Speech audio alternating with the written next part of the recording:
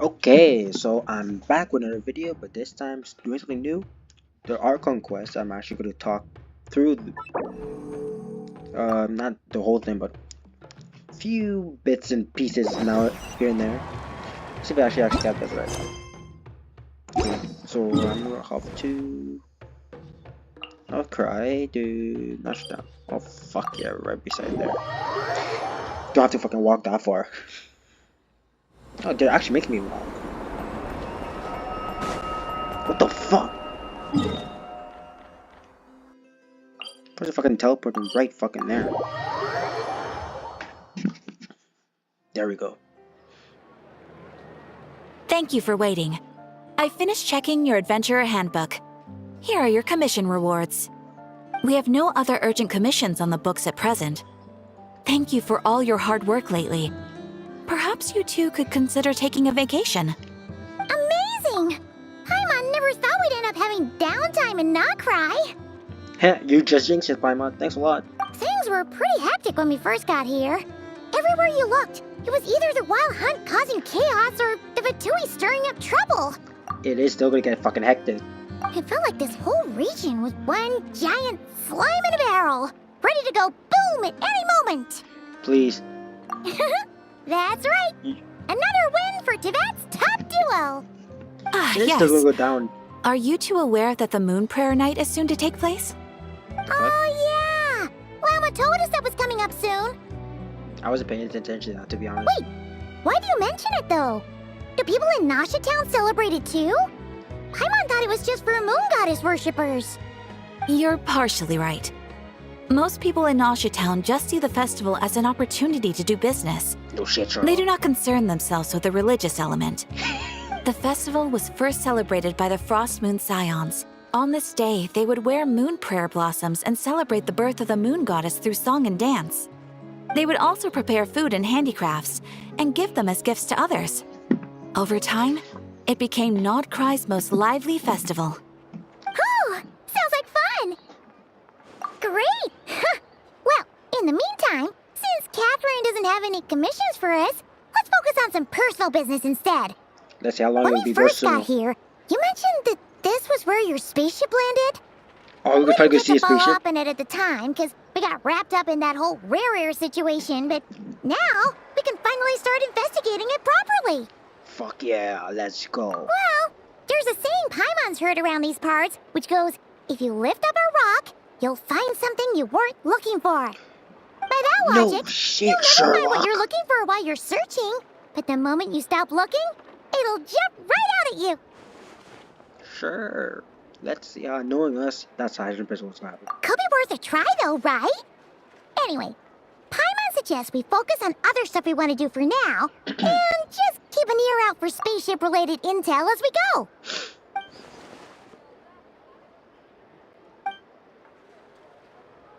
You're running around the power and find why because we're weaker since then. Okay, salvage Columbina. Brad is taking freaking the doctor. Oh, I wouldn't be the doctor. He Oh, looks that'd be super sick. serious all of a sudden. Huh? Paimon gets why you'd be concerned about Columbina, but what does the doctor have to do with anything? Oh, that's true. I actually forgot And about the doctor. now that you mention it, we're definitely overdue for a showdown with the Fatui. It is weird that he hasn't shown himself this whole time. What could he be up to? Let's see. True. Paimon would much rather deal with Marionette anyway. She says Marionette's the easy. meanest things, but when it But comes she's down easy to to it, deal with. she doesn't seem like a bad person. Maybe it's the pressure of being a Fatus? Especially as a Harbinger. What the fuck Does is she a feel like Patus? she's gotta act tough to keep up appearances or something? No, sister, what the fuck is a Patus? But then, every time we headed out with Rarier, she always wound up having to repair Polonia and her other robots.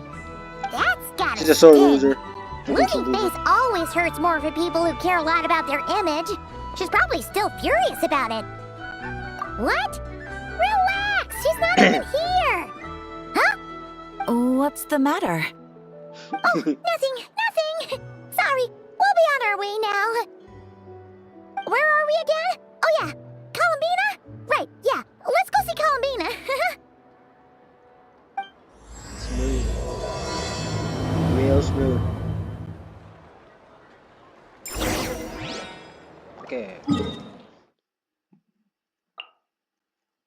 I love being able to teleport places. How do you get rid of that part? Hey, she's sitting up. Wow, Is thanks for me the sitting obvious. here a rare sight? That's what I was saying. No, we just thought you'd be resting. Perhaps I would have been, were it not for the sudden arrival of some unexpected guests. Not that I consider it a disturbance. After all, you are the only ones who are free to enter. Would it not be a little unfriendly of me to lie down while we speak? I didn't realize you put so much thought into little things like that.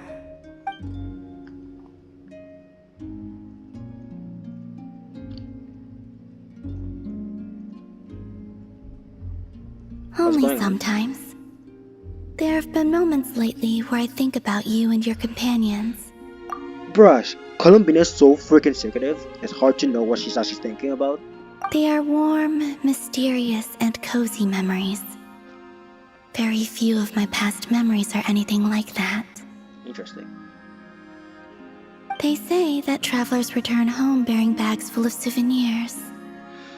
But my luggage was empty, and I believed it would stay that way. Return home? So, you're still planning on returning to the moon? Heck yeah. Yes. This planet continues to reject me, reminding me that I do not belong here. If I remain in Teyvat, there will come a day that I disintegrate. Damn. And I don't mean reduced to dust, Wait, or what? turned into food for the flowers. I mean, I will cease to exist entirely. No, fuck no. No, fuck. Alright then. Well, That we're got sure dark. gonna miss you. But it sounds like we'll have to say goodbye. How do you intend to return? The moon prayer night is soon to arrive. On that day, the moon will be closest to Teyvat. The Kuvaki in this land will reach its peak at that time. I merely need to grasp the tide, and with relatively little effort. Oh, Paimon gets it! It'll work like a slingshot! Paimon. You make it sound like she's gonna get blasted up to the moon. If I did that, I suspect I would crash into the false sky. I will be using a much gentler approach. But I do like the analogy. It's fun. You see? She gets Paimon's sense of humor. In the blink of an eye, the time has come to part ways. It does feel that way, doesn't it? Time seems to fly fastest when you are enjoying it. Yeah, it does, really I have does. always thought of myself as a wanderer on this earth, and it has never expressed any desire to keep me here. Yet, just as I plan to depart, it tugs at my arm. Is this a gesture of affection? Or is the world mocking me? That's just called life. Oh, were you hoping I can answer that? Yes, Rhetorical. you are a traveler, so you must have a lot of experience in this area. No. Then, what I would say is, enjoy the moment. That's right! Don't overthink it! I'm so Happiness keeping is time for you. happiness and joy is joy! The point is to enjoy it, not analyze it! I see. Then what I would say is, even though I am very tired right now, I am still happy. I can't tell from the tone of your voice. Oh, really? You don't think I sound happy? I'm just kidding. I could tell you were in a good mood today from the moment we saw you. Ah, a joke. Albeit not a funny one. Anyway, I assume you're here about you-know-what. Give me your hand. Actually, it's not that. There's something else we wanted to discuss with you. Oh, then, do you still want to give me your hand? Or not? Sure.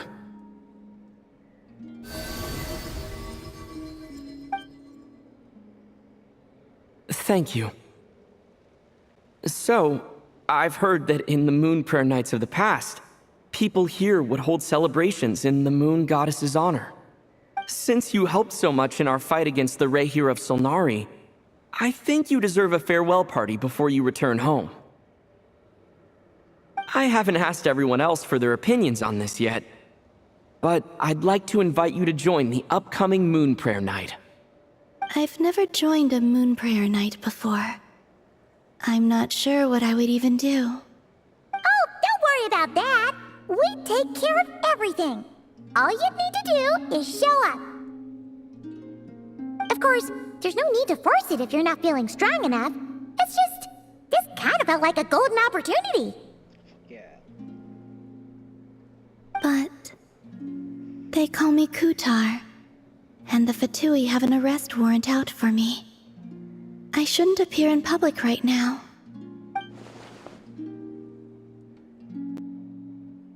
I'll make it work. You have my word. Yeah, we got your back. Well, he does. Paimon's actually not too sure what he's planning. All right, if you're sure. I will not refuse your invitation. All you do is I slow. suppose it wouldn't hurt to pack a few more sights from this world into my suitcase before finally learning what my homeland looks like. Oh, Wait. if you see Lauma, please tell her that my answer to the question she asked me is neither yes nor no. Rather, it is, there is no need. What the That was kind of cryptic, but sure. fuck? Guess it's between the two Hella of you. cryptic. We'll pass along the message. Bye for now. Something is gonna go down. That's what I know. I feel like it's gonna go down during the festival.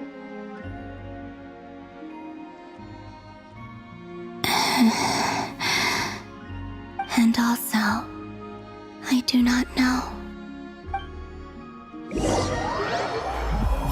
Why do you not tell us that before we left? We could have helped. Ooh, what the frick? Since she's agreed to join the festival, let's go see who else wants to take part. Lauma's gotta be the person most familiar with the Moon Prayer Night. We should start with her. Also, what exactly is your plan to keep her safe? Not sure yet. I'll figure something out. What? Are you serious? And Paimon even gave you her vote of confidence back there. When did you become so sneaky?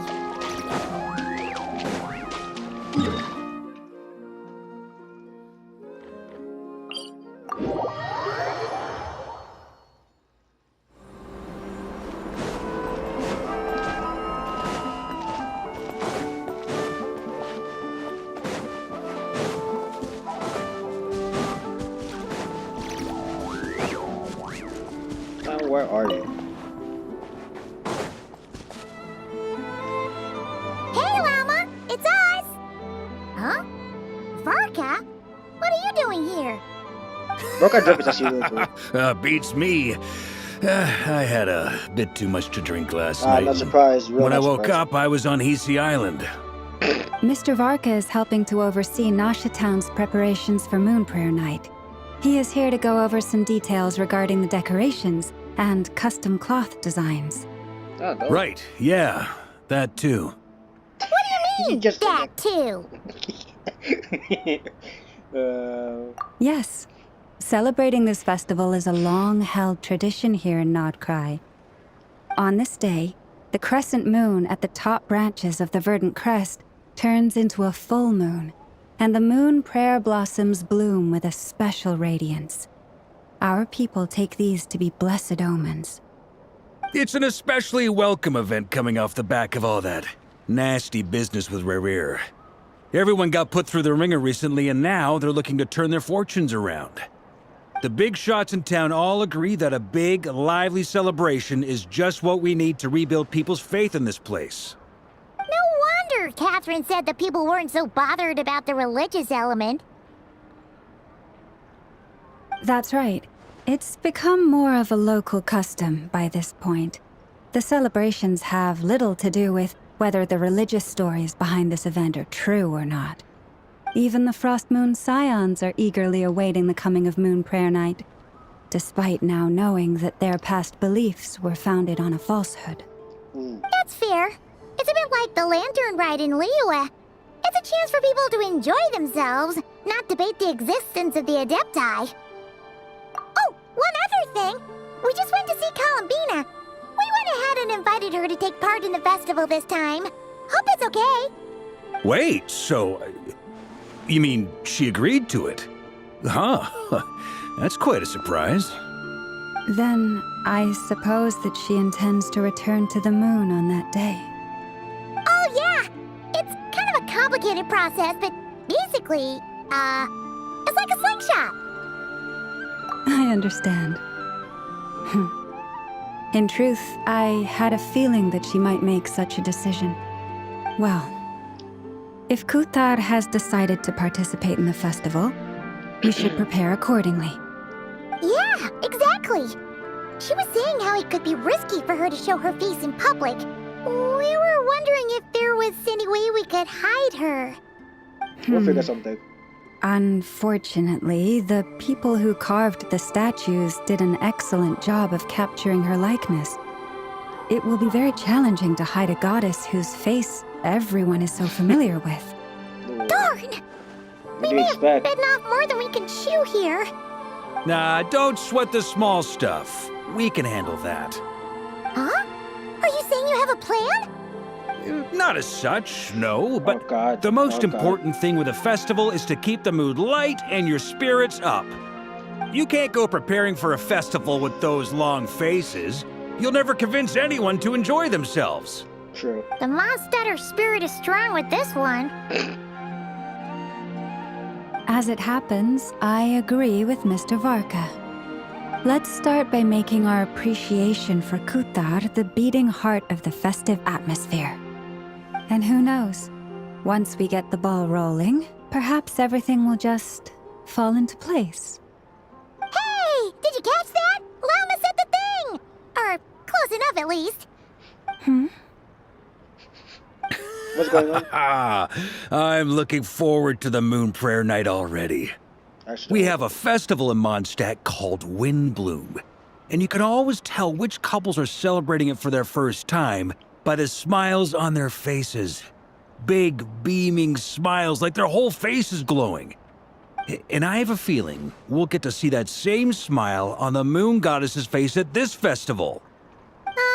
Not quite the same, surely.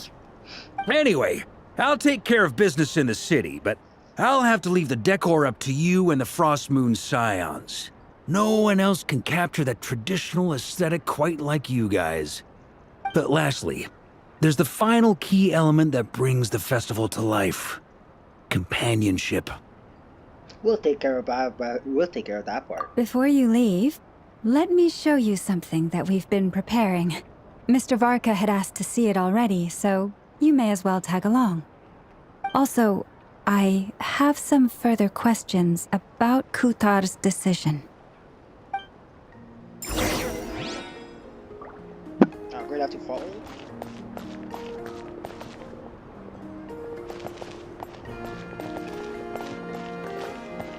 Bruh. Just- What's this? They sure look like they're having fun. I believe so. Kuhenki seem very skilled at playing drums like these, although I'm not sure where they learned it from. Maybe it's an innate talent? In their eyes, they're probably just playing with toys.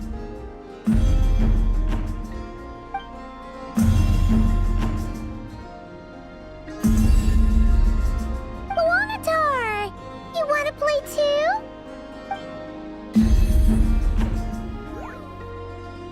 Yeah. She looks more confused than anything. Maybe we can teach her next time if we get the chance.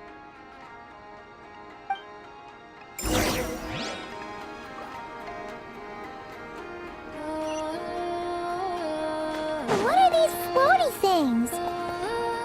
Moon veils. We hang them from buildings in the city during the festival. When you look at the sky through them, it creates a lovely misty effect.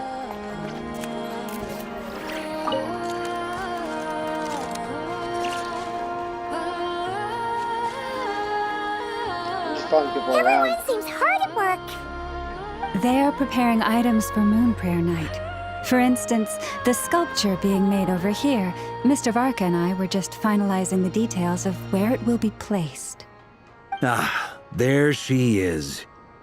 I didn't know the finished article would be so large. Not to worry, though. All the necessary arrangements have been made. Just let me know once it's ready, and I'll get some people to ship it over. You have my thanks. And over here, we are preparing a very traditional confection. Which is... Oh, look at all these colors! It looks great!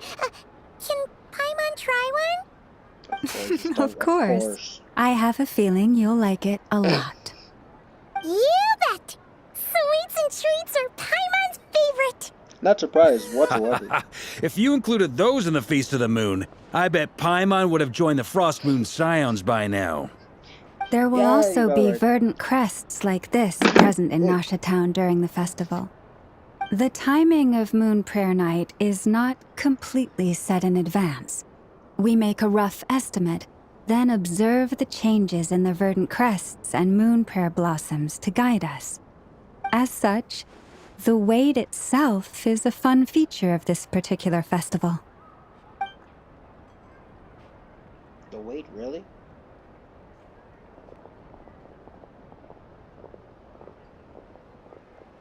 Uh-oh.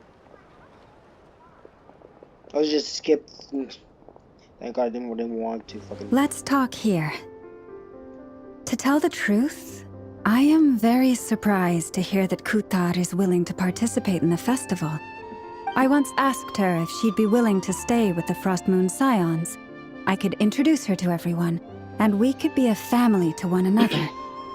She did not answer, but she has not appeared here since. I took this to mean her answer was no, but if that were the case, she would not have accepted this invitation. Ah. I see. Maybe she is right. Maybe the Frost Moon Scions of today no longer need a moon goddess. But my Lord, I wish don't was know. not for her to come here and be worshipped as a deity. I simply wanted to offer her a place to stay. I'm sure she believes that showing herself here might invite Fatui intervention, and as such she does not wish to cause us trouble. But what really pains me about all this is that this is her birthplace. She ought to belong here, yet no one has been able to grant her shelter. I think I'm qualified to weigh in here. When someone's about to depart on a long trip, what they need is blessings, not burdens. We should wish her the best, not make the journey harder than it already is. Anyway, she's agreed to attend, hasn't she? All we need to do is simply respect her decision. I see your point. Yes, she will soon depart after all. Our job is to leave her with some happy memories.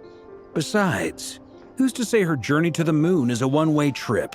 It's not like she can't come back and visit if she wants, right? Are you sure? Paimon agrees wholeheartedly. Festivals are all about having fun, so let's keep it simple. All right, I'm gonna head back to Nasha Town soon. Want to come with?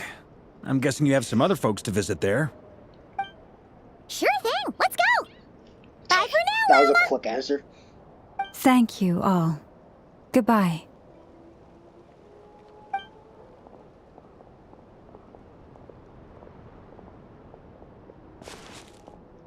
For need blessing, not burdens. That's good. Sounds good in principle, but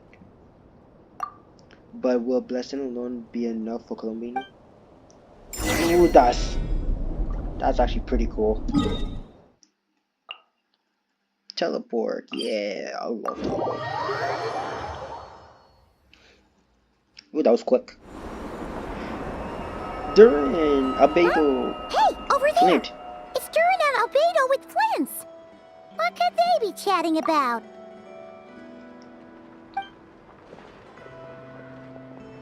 Your guess is as good as mine. Ah, Grand Master, and the Traveler and Paimon. Hello there. It's been a while. Perfect. We have some new volunteers for our investigation. Hmm? Wait, let me guess.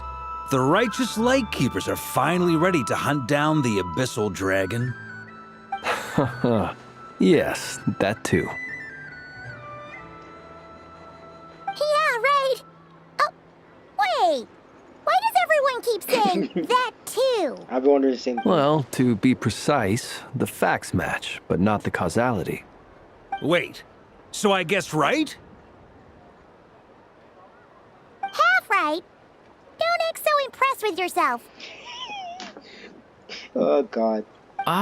Maybe I can Nothing more, to be explain. honest. We ran into Mr. Flint's north of Town.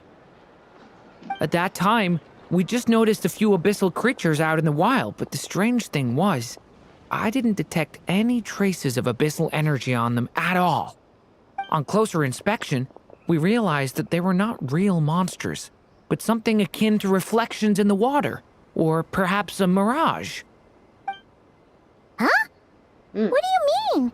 Oh, the spaceship, You let's could go. see them, but not touch them? Exactly. Let's It go. was very peculiar. They roared and tried to attack us, but we could not make any physical contact with them. I think I've heard of things like that happening in Nocturne before, but I don't know much about it. Yes, it's a known phenomenon. Mirage-like illusions tend to appear in Nocturne in the run-up to Moonprayer Night. From a distance, they appear quite real. I myself thought that Misters Durin and Albedo were locked in battle with abyssal monsters when I first arrived. But after sharing intel and investigating a little further, we can confirm that these illusions are harmless. There is no great cause for concern. All the Mirage stories I've heard are either animals, rocks, or small houses. Abyssal monsters, though? That's a first. It's a first for me, too. So I'm planning to look into it further just to be on the safe side. I intend to inspect a few more locations. What about you two? Any plans? Alice contacted me a few days ago. She'd like me and Durin to assist her with an experiment. But we lost contact shortly after receiving the message. I'm sure that comes as no surprise to anyone familiar with her. Yep. We don't know when the wind will blow, yet when the wind blows, we will know. That, in a nutshell, describes how Alice operates. Yeah, that tracks. Yep. Very funny, she's like right behind Okay. us, so that- Well, I suggest we investigate this Mirage business in the meantime. It's piqued my curiosity, and I'm pretty sure I know someone who will already be 10 steps ahead of us. Well said. Right? Whatever's happening in Nocturne, she always seems to be the first one to know. Let's go see what she knows. We can invite her and her staff to the festival while we're at it.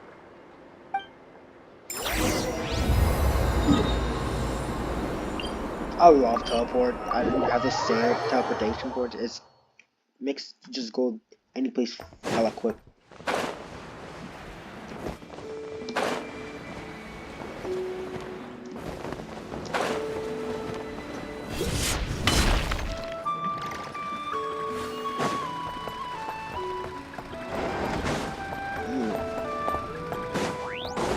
The fuck is even something?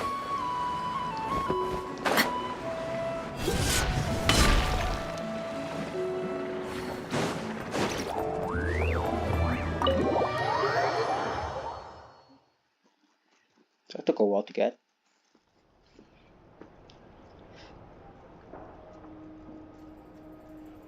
You're right, I have noticed.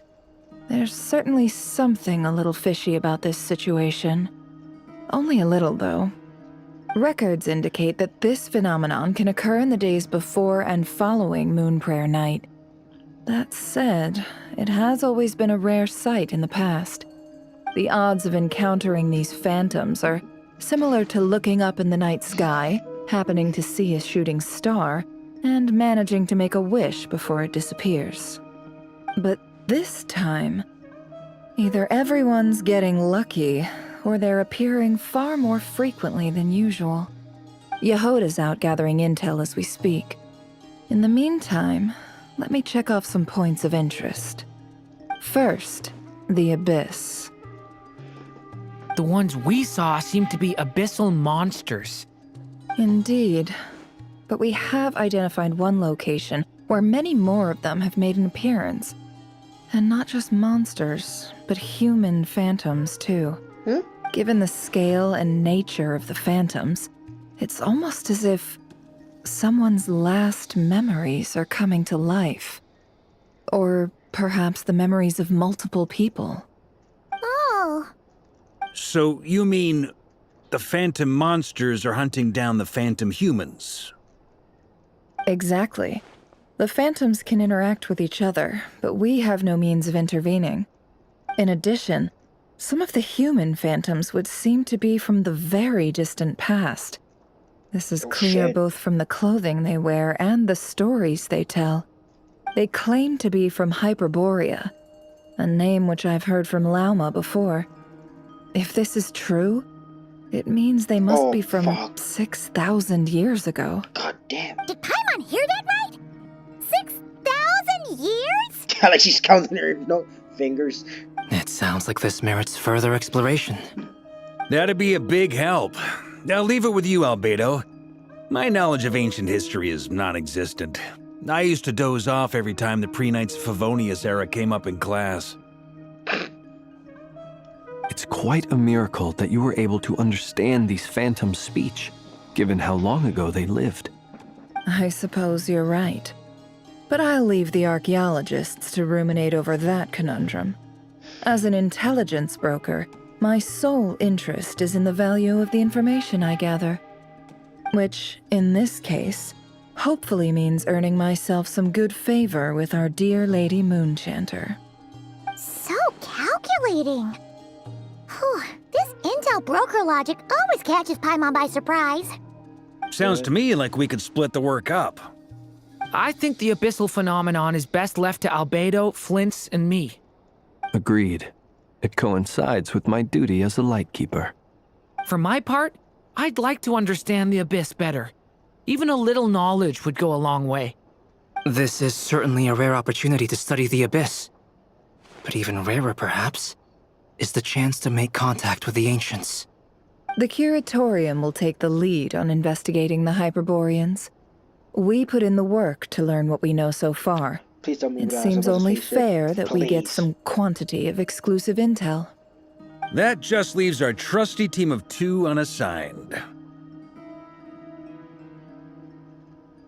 Since you became an honorary knight, of course. This was part of my grand plan all along. Ha ha ha! Oh yeah, by the way, we managed to convince Columbina to come to the Moon Prayer Night celebrations. Would you and Yehoda like to join too? She agreed to that? Huh. Quite an achievement. Why does it sound so Never surprised? underestimate the traveler, I guess. I'd be happy to join. No point shutting myself inside when the streets are all decked out. I doubt any clients will be visiting during the festival in any case. And Yehoda loves a party, so I'm sure she'll jump at the opportunity. No, no, no, no, no, no, no, no, no, no! Way to contradict me in front of... Wait, no, that's not what I have bad news, boss. So many people. All right, everyone inside, quick! Damn, she's quick. She's rolling. That's ran fast. This is gonna sound crazy, but hear me out. I saw one of those phantoms at Star Sand Shoal, and it was some sort of flying ship. Like a spaceship? That's gotta be the one you came to Tibet in. You said you saw the same thing through the moon marrow, right? Huh?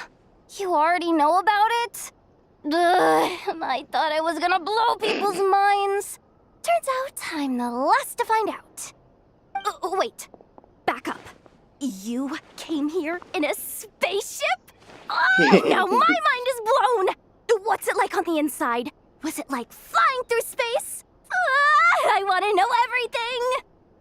Yep, exactly. Huge discovery. You're the best, second best intel broker in the world. After your boss, of course. Wow. Really?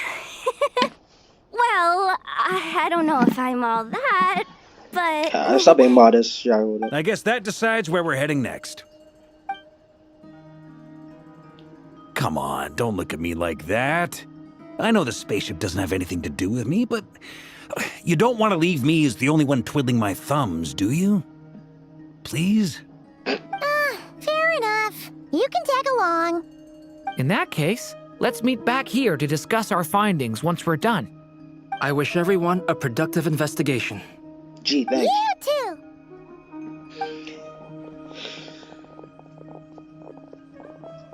Why they would be talking about?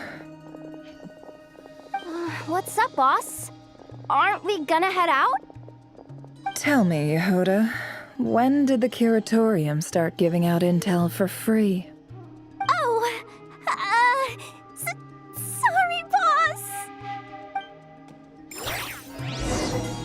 I feel like she's messing with her. Which one is the closest? I can't tell. I'll just say fuck it.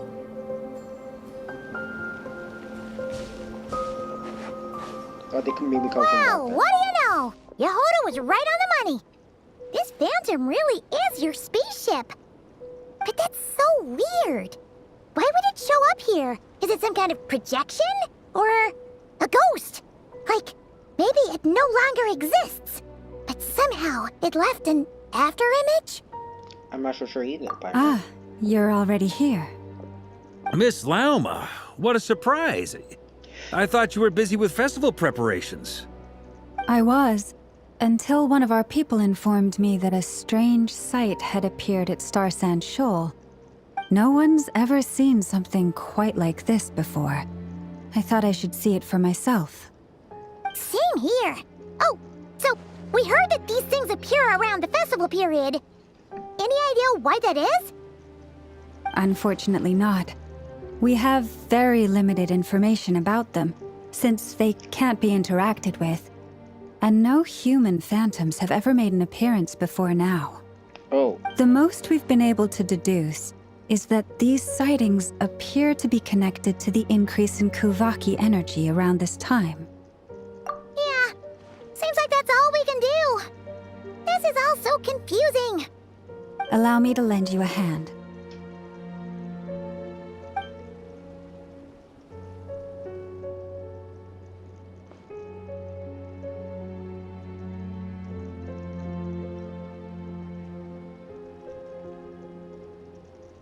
We got nothing.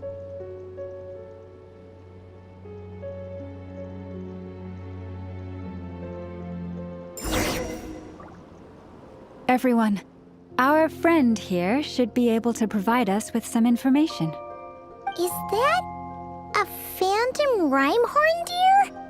I've heard about how the Frost Moon Scions live in harmony with the animals and can even communicate with them. That's coming in handy now, for sure. Okay. Yes, I understand. Then how about this? So awkward, I don't know what the fuck is going on. Oh, it's leaving. It appears to share our curiosity about this giant spaceship, so I asked it if it wouldn't mind investigating along with some friends. In return, I told it about some nearby spots where the wild fruit grows abundantly. We may live in a different era from these phantoms, but I trust that the terrain, climate, and ecology here are more resistant to the effects of time than some things are. Let's give them a moment and hope for the best. I want to learn more about the spaceship. Okay, thank God I didn't want to leave yet. All back together? Must have been a lot of fruit. Indeed. Now let me ask them some questions.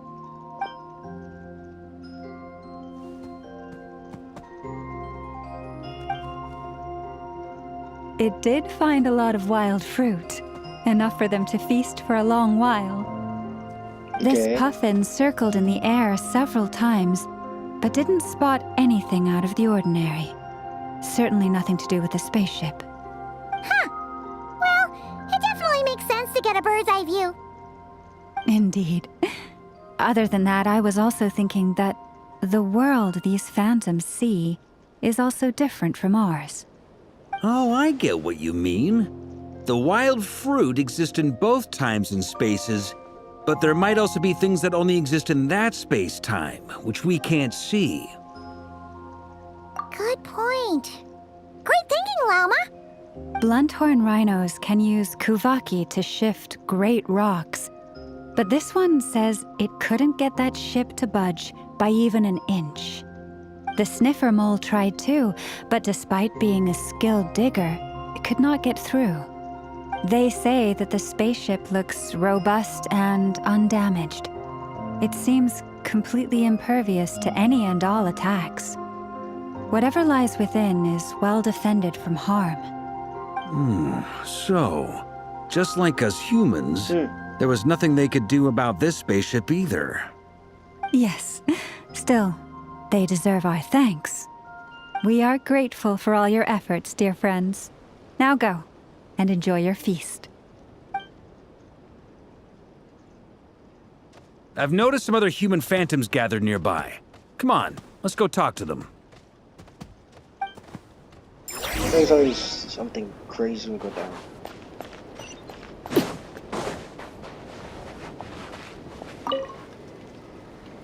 What is this thing? I've never seen it move, and there's no way to get inside. Goodness knows. My grandpa says it's been sitting here at least since his grandpa was still alive. Damn. What about his grandpa? Did he say anything to your grandpa's grandpa about it? Huh? I don't know. In all likelihood, it was here back then too. Hard to imagine something this huge could move. Guess that means that as far as they're concerned, this ship's been around a long time. Thanks, Paimon, for the conclusion.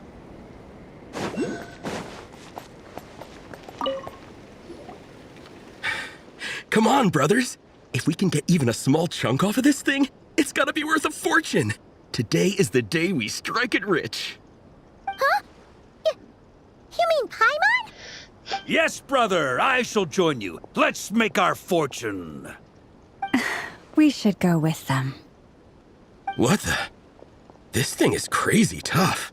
I can't even scratch it. What's it made of? Sorry, brother. Looks like we'll have to seek our fortunes elsewhere. Enjoying yourself? I was just seeing if I could influence this phantom's perception by playing. But nope, no dice. Obviously. Somebody has to know something. I'm sure we're all starting to build up an idea of what's going on here now that we've spoken to some of the people. These phantoms are reenacting real historical events in Nocturne. It's almost like we're in some kind of interactive stage play. We can talk to the actors, but the plot is fixed, and we can't influence it. It makes sense. History is set in stone. The objective facts of the past cannot be changed. True. Paimon totally thought you were just goofing around earlier. But actually, you were doing some serious investigating. Wow. Of course I was.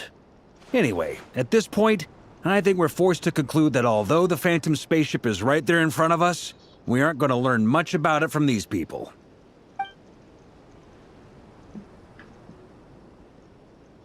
If only this showed the moment when my sister was searching for me, maybe then I could discover what's in the spaceship. Ooh, that's interesting. Or if it showed the moment when it disappeared, I might find out who was piloting and where they're heading. But no such luck. All we seen is a bitter moment in time during the long stay here. Don't be discouraged. If nothing else, this is proof of the ship's existence. And think about it. So many people tried to hack their way inside, but no one could get the door open. It's made of very tough material. To me, that says that we'll either find the ship itself or the story behind it. It's just a matter of time. Oh, thanks, Verka. Huh. Every now and then, when Varka gets serious, he Oh, God. actually does seem like Grandmaster material for Do you think he's once. never unserious? I wonder how the others are doing. Let's head back for now. Sounds good. Also, drinks are on me if Team Oh, Knights God. of Favonius is the first to finish. Why? Wait, we have a team name now? Am I in Team Knights of Favonius as well? You're very welcome to join. We've even got a cathedral ready for you. God. Isn't that technically blasphemy? You wouldn't dare make a joke like that if Barbados was in earshot. Nah, I'm sure Barbados doesn't mind a little harmless blasphemy once in a while. True. Oh, thank God they tumbled in there. What the fuck? Oh, no! Get away! Oh.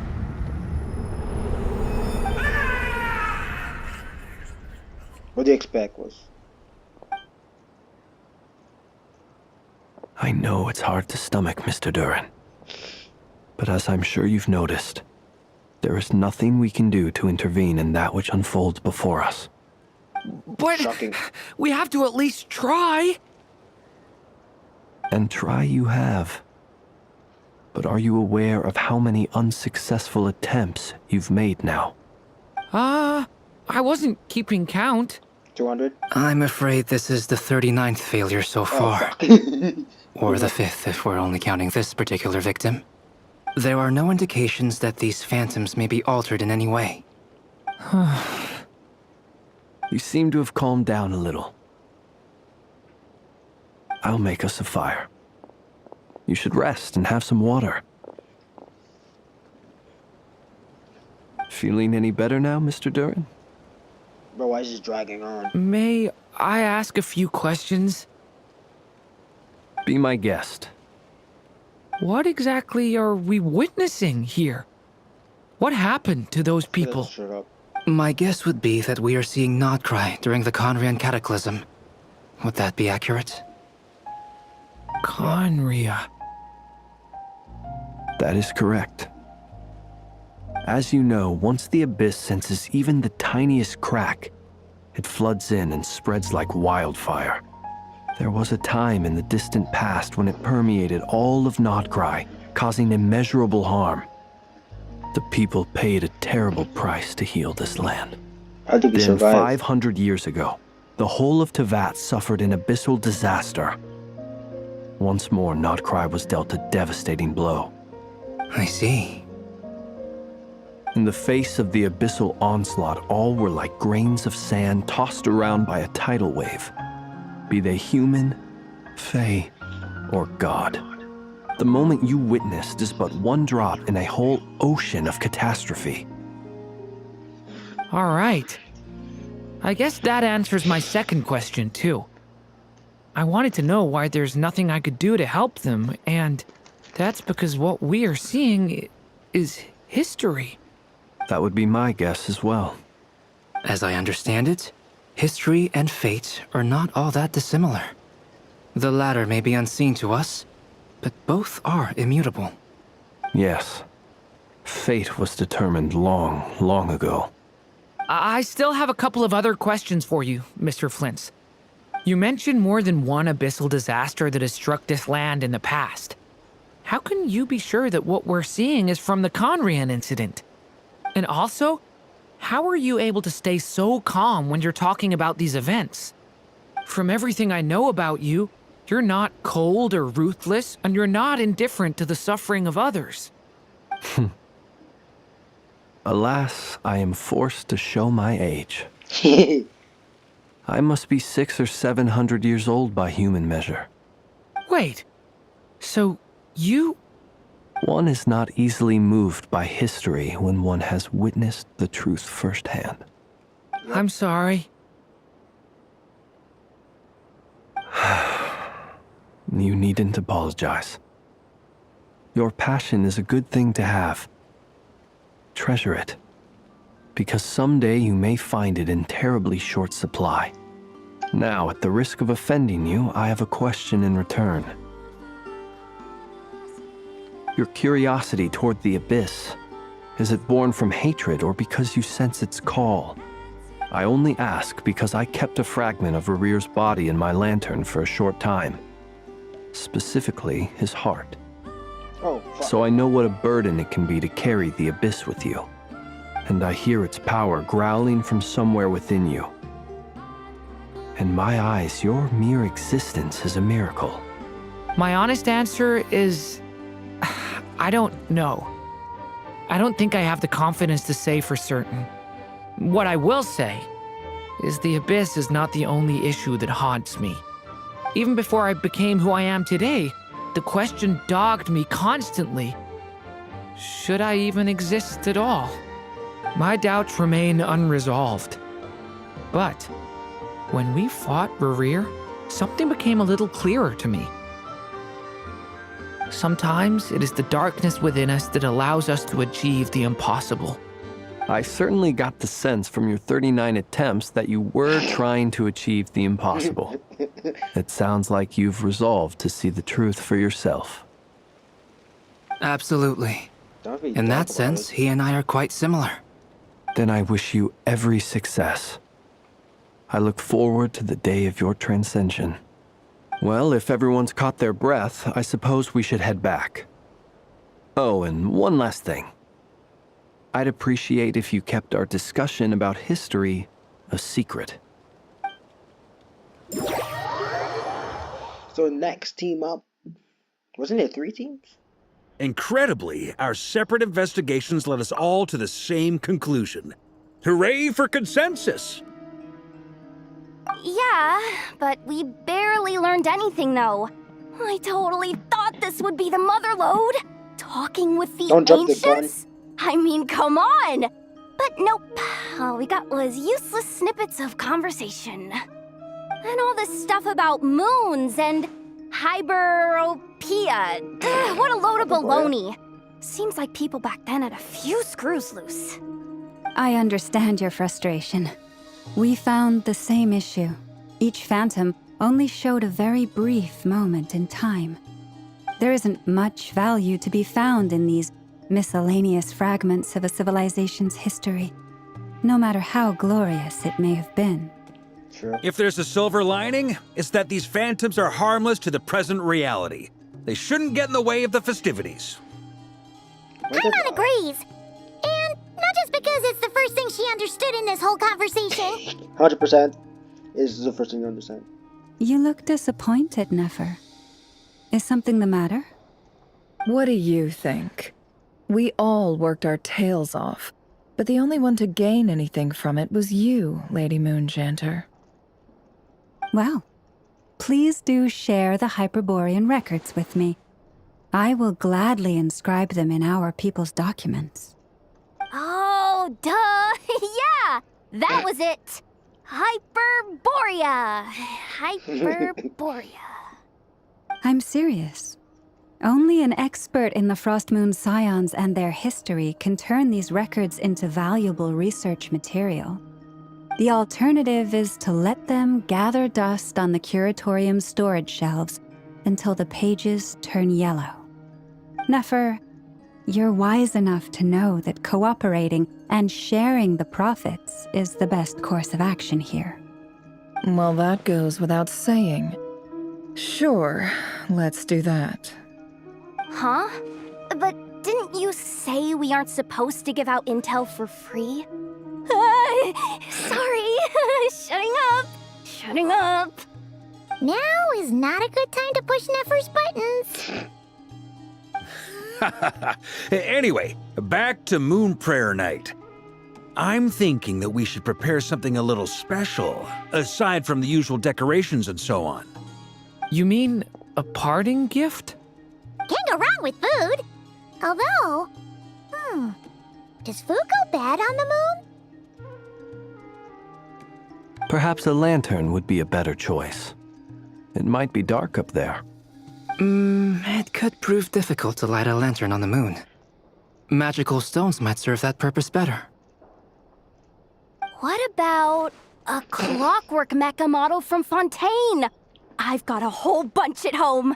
I use them for fighting practice in my free time. None of these sound like things she would be even remotely interested in.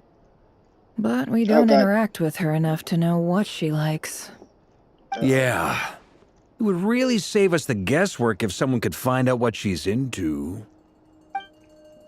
Of course you're looking at me. Wait, what the? Traveler? They're all looking at you. Great! Haha, problem solved. Now, I need to stop by Dory's. Gonna need her help sourcing a bunch of stuff for the festival. Then let's leave it there for now. We all have our own business to attend to. Traveler, if you find out what Kutar likes, let us know right away. Get it.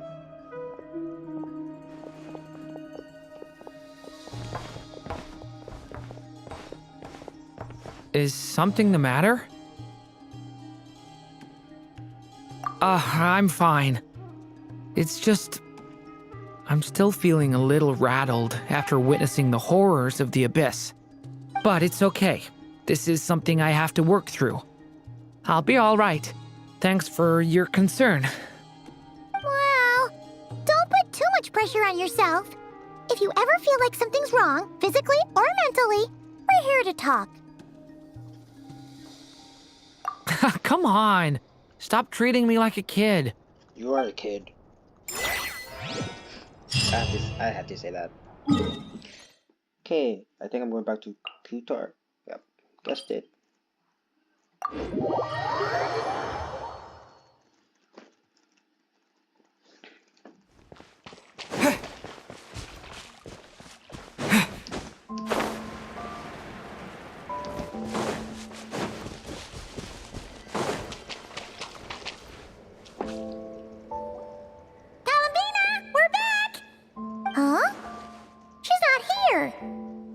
Weren't there a few Kuhenki here last time too?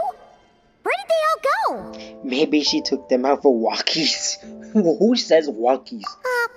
Walkies? For Kuhenki? You're not pets, you know. Oh well, looks like we just came at a bad time. Let's try again tomorrow. There's still a few days until Moon Prayer Night, so we're in no rush. We don't even know when it Besides, actually is. She needs time to rest anyway. Fair point, let's go. We guess he was hiding. Where is she? Kalamina! Are you back yet? Already the next day? Oh, how strange. Looks like she still isn't here. Okay, this is actually odd. What's Right? going on? It's not like her to spend so much time outside. Especially since she's worried about attracting unwanted attention. She hasn't been here all day. Oh god. What about Luonatar? Luonatar, you there? No. Okay, I was just Hey, do you know where Kalambina went? I knew it. Sorry, didn't understand. Can we just follow you? If you know where she is, could you take us to her? That's what to me. That's even stranger. What about him? Oh, that's not good news. They change color when Kalambina gets weaker, right? Oh shit. And they look super pale right now. Good idea. She might know what's happening. Shit about to go down. Mama! Ah, it's you. How is Kutar? Is she okay? No, she hasn't. I came here to check on her after I noticed the flowers had changed color. Based on past precedent, she must be very weak right now. Even getting up to walk would be a struggle. It seems unlikely that she wandered off outside. Not to mention that she doesn't do that at the best of times either. So yeah, this is super weird. No. Very few people are in the know about Kutar's whereabouts. And if anyone suspicious had visited, they'd have left some sort of evidence. Come on, let's go to Nasha Town. If anyone has seen her, someone there will know about it. It's not Kry's information hub after all. Makes sense. Let's go!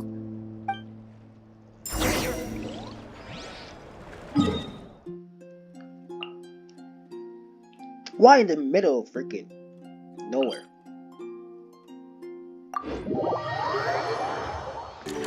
Bruh. Wait a moment. suspicious. Yeah, it's It's never been here before, right? No, I don't recognize it. Neither do I. Alas, your free and easy adventure time is over. Now, prepare to face the final boss of Nod Cry. Whoa! Where'd that voice come from?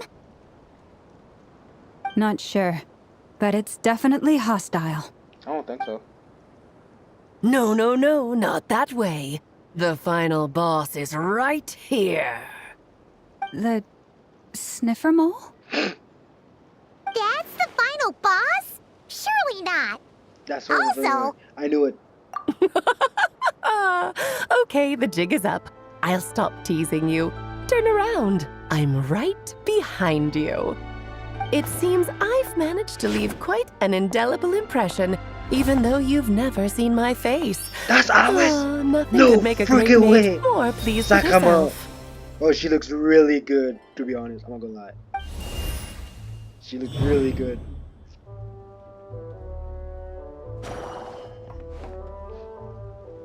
She actually looks really good. What is going on? I've heard that all the big shots in Teyvat have long, wordy titles that stun people speechless when they make their entrance. Unfortunately, none of them are affiliated with the Hexenzirkel, and we ourselves keep a very low profile. The notorious name-dropping doesn't quite work for us. Still, I, for one, think I'm really quite amazing. So that didn't stop me from coming up with a title anyway. Why? Just why? Alice! It's really you this time? Not a lantern or a dodo but Alice in the flesh? Oh, that's right. So, what do you think? How does it feel to finally meet me? It was just annoying. You look like... Please. Oh, that's the first thing you thought. A little surprising, but that actually makes me very happy. Because that means that when Klee grows up, she'll be just as stunningly beautiful as her mother. Oh my god. Why are you So she's a yourself? friend of yours? You can say that. Kind of. This is actually the first time we've seen her in person. Yep. I see. Madam Mage, that was, quite a She doesn't know what to say. powerful entrance. I certainly won't be forgetting it anytime soon. It's okay, Lauma, don't force it. Paimon will do the honors. This is Alice from the Hexenzirkel. She's a friend of ours. And of Arcus, too. That's right. She's a good person, just kinda unpredictable. Not saying that being modest. Well, what is the human heart if not unpredictable? Hmm? If we could not do as we please, how would we differ from machines? I am Lauma, You don't make anything Moon simple, Chanter of the Alice. Frost Moon Scions. Simple. It is a pleasure to meet So you. simple task, you make it hardly freaking fair. You have to fucking put riddles, all type of shit that takes even longer to freaking complete. Oh, I had to get out of know. Before you got here, I spent a good, 15 minutes getting up to speed on Nodcry's present situation. A good In other words, I've read the whole in the last episode part, so we can skip the pleasantries. Fair enough. Well, Miss Alice, I can already tell that you have quite a unique personality. You'll get used to it. Paimon sure is. So I anyway, think I am. what are you doing in Nodcry, Alice? Oh, Just I a thought parent. I told you already. This time, I'm the final boss. Sure. And what a It's a formidable foe I shall be. Powerful, confident, decisive, and good luck finding my weak spot. You will never succeed. I'm gonna send a phone request for Ginger to put you in solitary. Oh, drat. My one weakness, and you found it in an instant. Fate has been dealt a devastating blow. Wow. Thus falls Like Klee. the great Dodo King. Why are you playing along with this nonsense? Why not? For funsies, of course. Funsies. What's wrong, Paimon? Are you Damn. disappointed in me? Am I a gigantic letdown? Kinda, yeah. But who the frick? Sakama. Key diff funzy. Key. Code these are the that. I can't stop laughing at this armor quest. It's kind of a little bit, but I just can't stop laughing. No, it's just... You seem Paimon, don't this is the even one try. time Don't you've even shown try. up in person. Paimon figured it would be for something more high stakes than just goofing around. You know sometimes You're right now. quite right. I'm here in Nocturne because something big happened. Something big enough it caught the attention of the Hexen Circle. It concerns the 3 moons, Tevat's borders, and of course, the moon goddess you are currently searching for. Oh shit. Kind of. Why don't we discuss this over a pot of tea? Also, what do you mean kind of? My main reason for coming on this trip to Tevat was, of course, to have some fun. But I do technically have a job to do as well. Namely, maintaining the stability of Tevat's borders. I'll skip over the complicated parts, but to sum it up, abyssal energies are all that lie beyond Tevat's border. We'd find ourselves in a real pickle if they ever made it through. And the phantoms you've been seeing are a sign that the border has been disturbed. Ah, no wonder they tend to show up around Moon Prayer Night. Is it because the real moon is now so close to us that its power can cross the border? In part, but only a negligible amount passes through. Just enough to influence the verdant crests and so on. And as you've noticed, there has been an unprecedented number of phantoms appearing this year. The influence of the moon beyond the border cannot explain this. No, there is another far greater factor at play. The trilunar syzygy. A trilunar syzygy. Eons ago, before the heavenly principles came to Tevat, it was the then 3 moon goddesses who controlled the laws of this world. Oh, that's exactly it! The 3 goddesses split these powers amongst themselves, promising never to consolidate them into one singular body. This was meant to keep the world stable. But, fast-forwarding to the present, the eternal moon's marrow is with you, while the iridescent moon's marrow, which should never have appeared in this world, has been retrieved. Add that to the presence of a moon goddess in the flesh and... the power of all 3 moons is gathered here in Nocturne. There hasn't been an event like this since the War of Funerary Flame. And it's having a noticeable effect on Tevat's borders. Yeah, why are you cursed with the blues? Because I wish to give my darling daughter a peaceful, sunny environment to grow up in. Is that a good enough reason? Kinda sounds like you're dodging the question, but it does make sense. Well, it's one reason anyway, and the most important one. The others are a little complicated to explain. For instance, cleaning up after dearest Miss R. Albedo could tell you more about that if you're curious, but right now, I have a more important question to ask you. Why are you collecting the moon marrows? Yeah, Colby wants to go home. I see. Nicole told me about that legend once. Nicole? You mean Mage Anne? Oh, so you remember. Yes, of course. That was a story about fate, her area of expertise. But back to the story of our dear moon goddess. I'm afraid her intended method of returning to the moon is unlikely to work anymore. What does that mean? She may be missing, but she hasn't gone anywhere. She has disappeared. Huh? I'm just like, huh? What the fuck? No, I'm sick, so what the fuck just happened there? My body is so heavy. Wait, no. It's my mind that's heavy. My arms and legs are as light as a feather. What's happening to me? I feel drowsy, like I've been asleep for too long. Is it daytime or nighttime? Is the moon out? I think I'll go for a walk. But you live there, but you have nothing to connect yourself to the outside world. You're just trapped. Are you out for a walk too? Oh, she became a phantom. What? Oh no.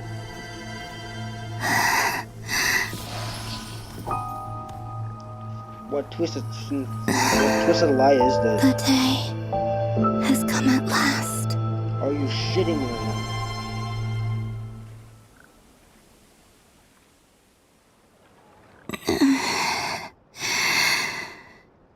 Have I grown so weak that I can't even sustain my physical form? Damn. But Moon Prayer Night is nearly here. I was so close to returning home. Cool too. Death is near. Is this how it ends for me? Will I return to the moon after I disappear? Or... I don't want it to end like this. So far, at least, I still exist. Even if not physically, I can still feel. But as my power wanes, I'm sure that too will fade. I suppose I might take one final look at this world. Oh shit. The world where I was born.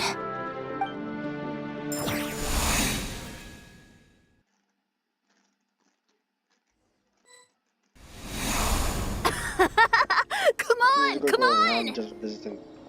Well, we can't see her. Wait for me!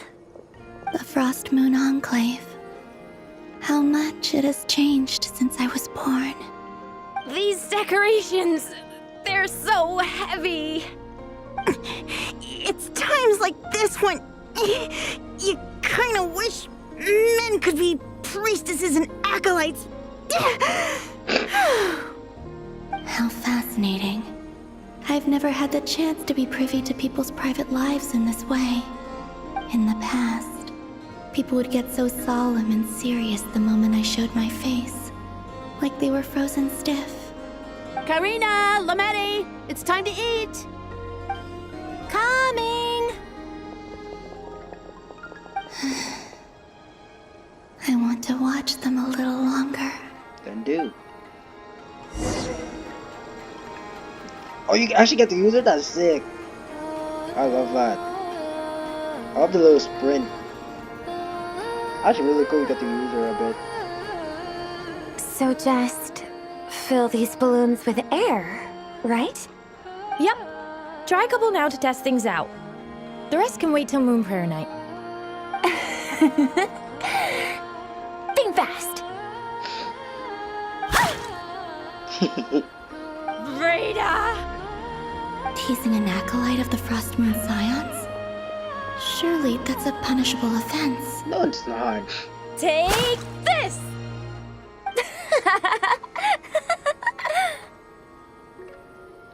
Huh? All right, enough horsing around. Lady Lauma gave us a task. We should get back to it. The task is just to check that the balloons don't leak, right? Doesn't matter if we fill them with air or water. Yeah. Okay, you got me there. And you got me there. But still, we can't use all the balloons before the festival even starts. We won't use all of them. And as long as Lady Lauma's trusted acolyte doesn't snitch, this can stay as a little secret between friends. A couple more can't do any harm, right? Oh, you menace. Then, think fast! Is pumping a balloon full of water really so much fun? Stay for a while and you'll know. The fuck am I supposed to go?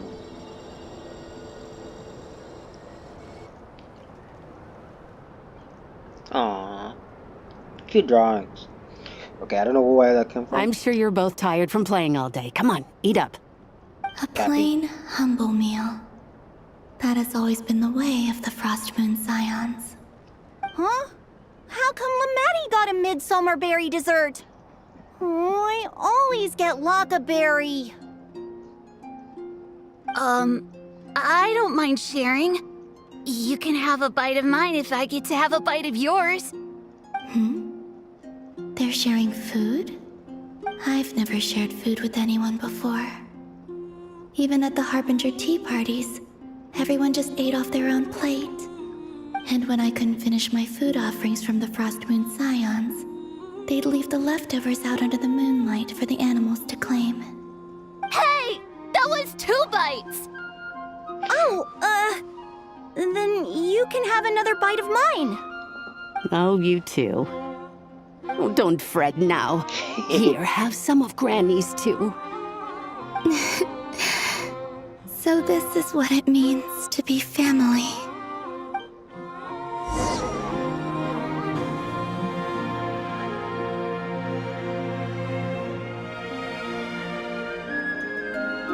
I'm seeing so much that I'd never usually get to see. They'd never act like this when I was around. It's nice, being able to just watch people in peace in these final moments. What a rare opportunity. I think I'll go take a look around Nasha Town, too. Maybe the Traveler will be there. It'd be funny we're coming in here now while she's going to Nasha Town.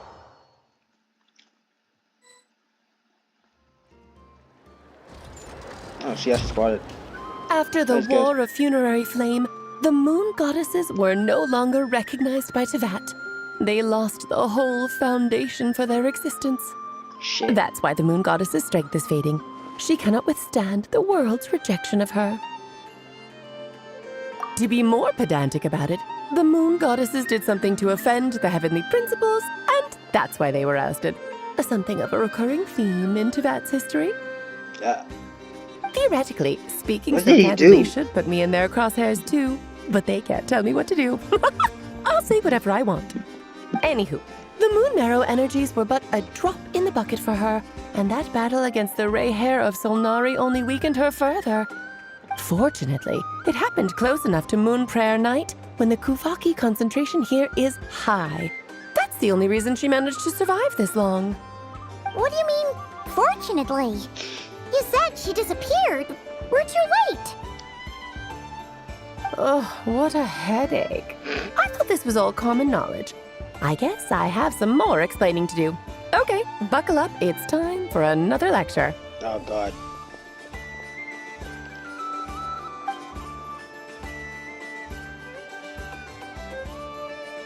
Now, I said earlier that the moon goddesses lost the foundation for their existence.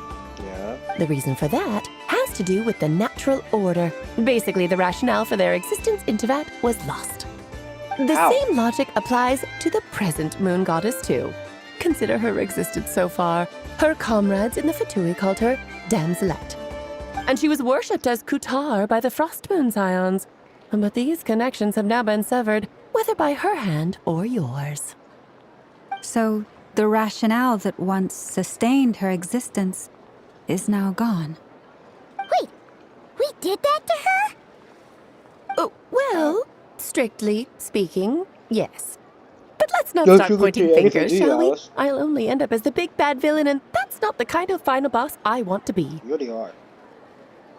Of course I do. I'm only the greatest mage in the whole entire world. Sure. Now, if you wish to find your moon goddess, there are 2 problems we need to solve. Kicking you out? Is that one of them? Firstly, we'll need to strengthen the connection between her and Tevat, at least enough to sustain her until Moon Prayer Night. Okay. Strengthen her connection. But does that mean I'll have to rally all the Frost Moon faithful behind this? I'm afraid a bygone faith and a former home won't be of any help to her now. Do you know her name? Her name? Yes. Names are very important things. A name is a fundamental concept that anchors one's entire existence. Yeah, Then your first job is to find it. As a moon goddess, I'm sure she must have a name she identifies with.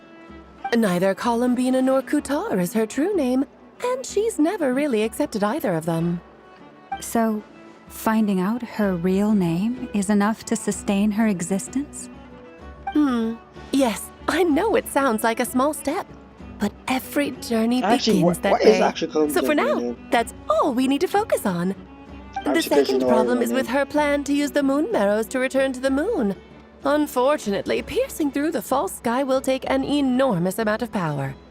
Given her current condition, she won't be able to provide anywhere near enough power, even if she recovers her physical form. But no need to fret. Nicole's the expert in this field, and I'm sure she'll figure something out. Wait, Mage N is going to help us out too? That means we've got Gosh, what's two the name? Hexa Circle mages on the What's case. her name? This is turning into a This was pretty like- big deal. You'll be Actually, this is more of a side quest for me. Like you said, I'm a busy lady, so I can't stay for too long. Doesn't I'll seem have like to you're return freaking to busy Tibet's right now. border soon. That's the upside you get for looking out for my little Klee. Hopefully that will incentivize you to carry on keeping her company in the future. Anyway, jokes aside, you'd better get moving. It will take quite a miracle for the moon goddess's consciousness to hold out till moon prayer night. Oh, I suppose I might as well tell you where Nicole is before I leave. Off you go now. Time to meet your new friend. Oh, yes, and a where little is she? Tell me suggestion. where she is. Don't forget to mind your heads. Oh god. What? I wonder how Duran's doing. I should really go see him before I head back. You really are super busy. I most certainly am. There's so many children I have to keep tabs on just in Mondstadt. Duran, Albedo, Venti, Varka. Klee didn't make the list, huh? Of course not. Klee is my pride and Damn. joy. I have no qualms about her, because she's the best child in the whole wide world. It's like blowing fishes. Blowing on mountains. Klee's a little angel. I'm glad you agree. Well, all the I mean, best. I don't. See you when I see you.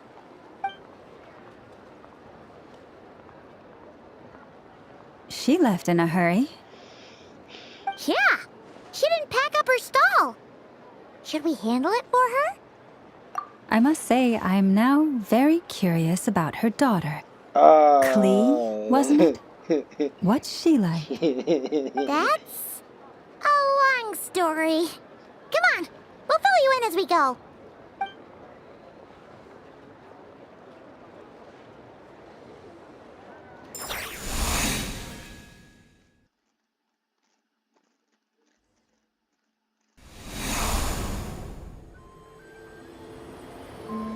I knew it that we just left.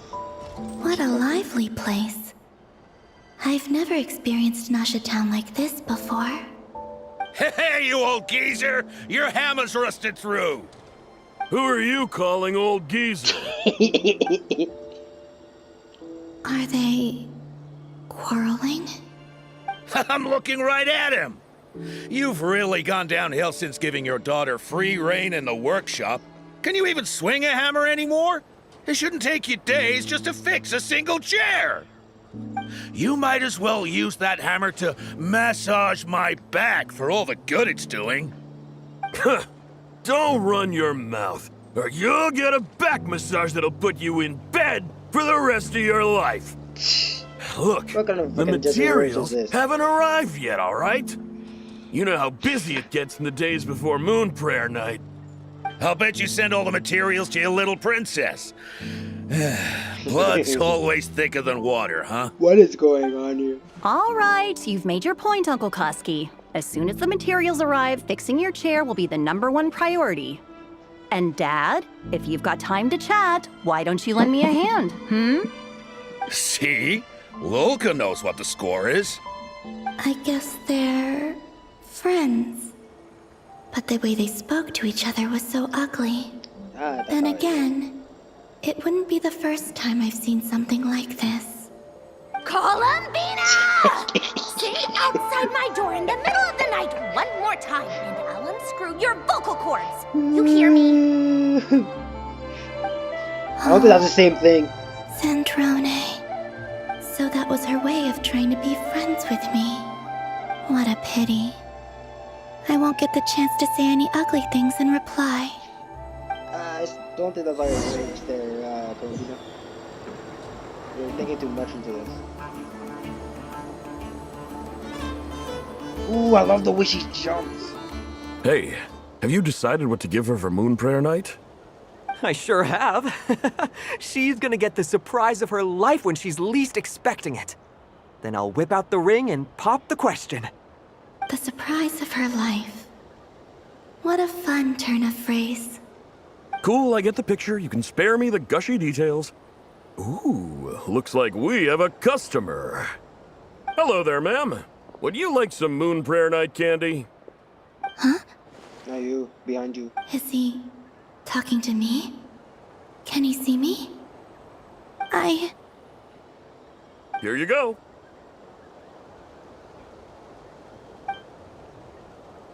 Oh.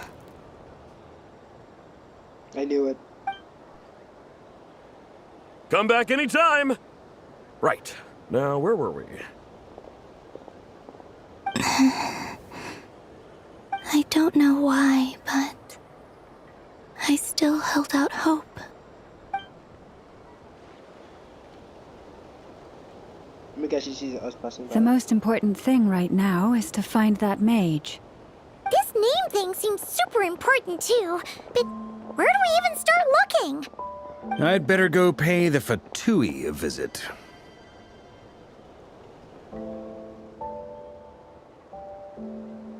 Whoa, rock pass.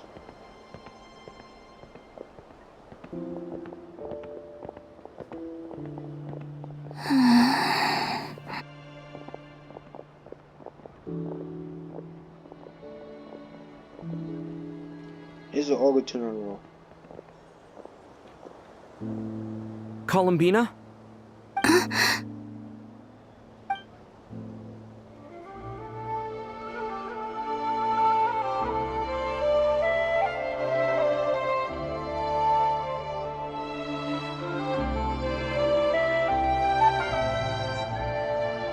Traveler? Let's go! This is no time to be spacing out! I'll give her a little bit of hope.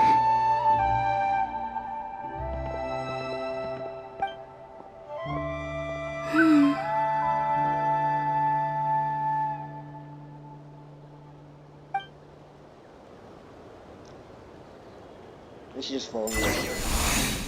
Holy shit, what happened there? Sacrement. Why can't you just not teleport me there? Why? Oh, perfect, a teleport right there. Fuck yeah.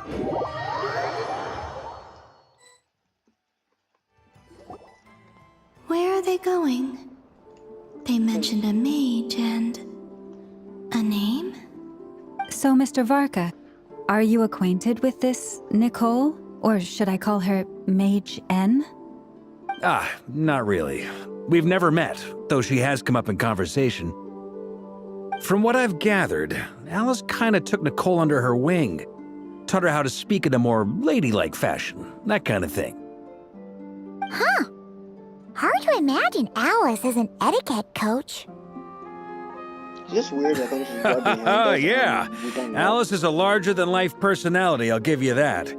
But then again, that's why she's able to draw such an eclectic mix of people into her inner circle. If I remember correctly, being an interesting person is actually one of her main entry requirements. So, if you ever wanted to join the Hexen Circle, I'm sure you'd both be eligible to apply. Why do you think that? Don't go around making promises on Alice's behalf. I wouldn't dare. I'm just trying to paint a picture of the Hexen Circle for you. Okay, sure. Anyway, since none of us have ever met Nicole, how are we supposed to find her?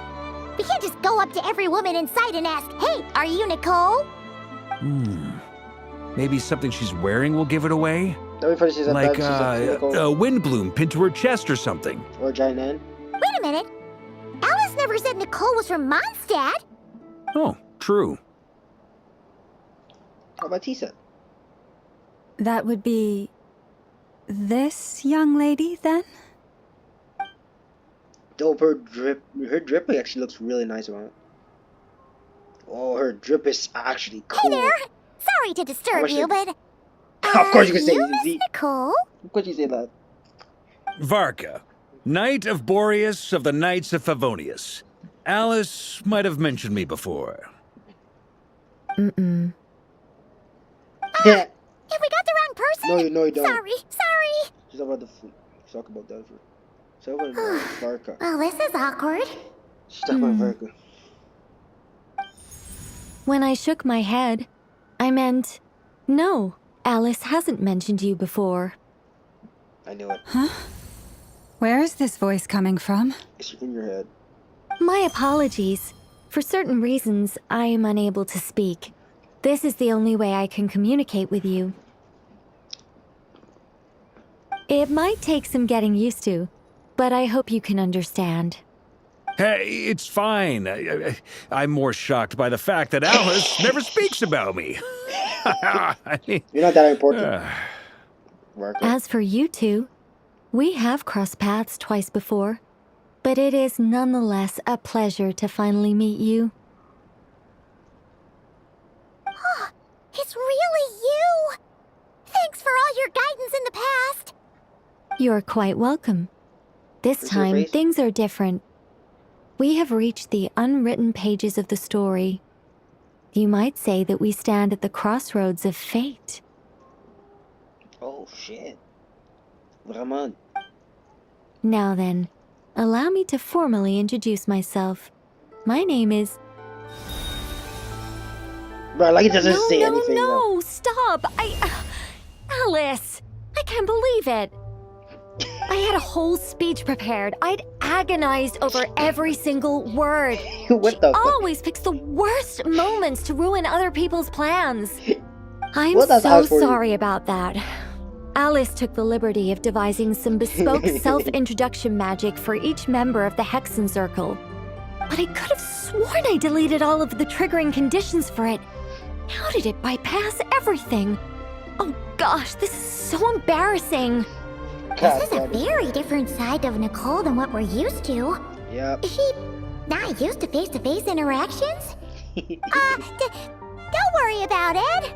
We've seen that introduction magic once already, so it wasn't too much of a shock. Please go on, Miss Nicole. We'd love to hear what you have to say, or, well, communicate. She's so confused. Huh? Are they talking to this lady? But... Will you all promise to forget that horrendously embarrassing introduction? Sure. Sorry? Embarrassing? When? I'm on the words that hope out of now. I'll say I saw. Yes. My name is Nicole, and I am one of a very few angels who have retained both their preferred form and their power. The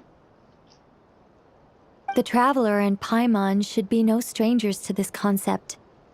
There is another of our kind in Natlan. They call her the Lord of the Night.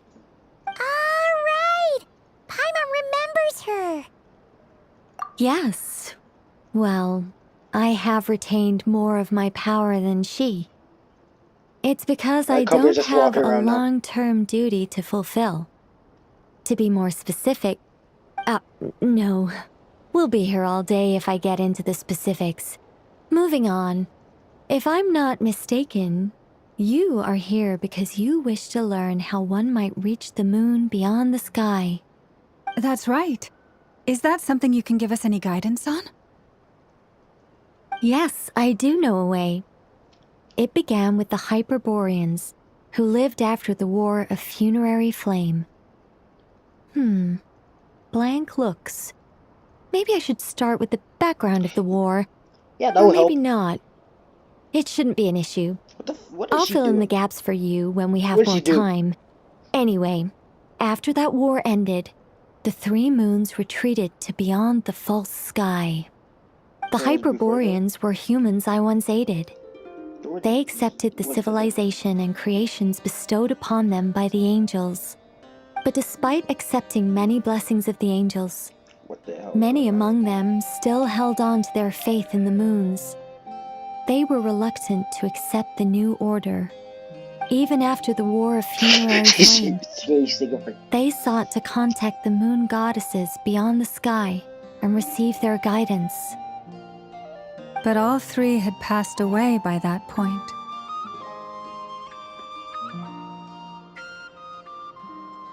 Yeah. This mage has a unique method of communicating. Is she talking about the moons? Yes, How can you tell? but they did not know. And so, still they prayed for the moon goddess's mercy. After building titanic structures that consumed vast amounts of Kuvaki, at last they glimpsed the moons and heard their voices. But of course, they were gravely disappointed. For it was then that they realized the three moon goddesses were dead. Took you long enough. That's such a sad story. It is. What the Humanity was in a very sorry state at that time. The angels who had once aided them were gone. What? And the war of funerary flames had left them homeless and destitute. Just a second, I gotta ask. How relevant is all this history to the task at hand? Well, I mean, it's... Okay, That's done. it seems we've drifted into irrelevant narrative waters. It's been a For sure. while since I've had the chance to speak inside someone's head. As soon as I got started, I lost control and the words just flowed out like a waterfall.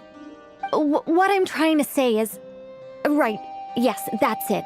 The relevant part is the ritual created by the Hyperboreans.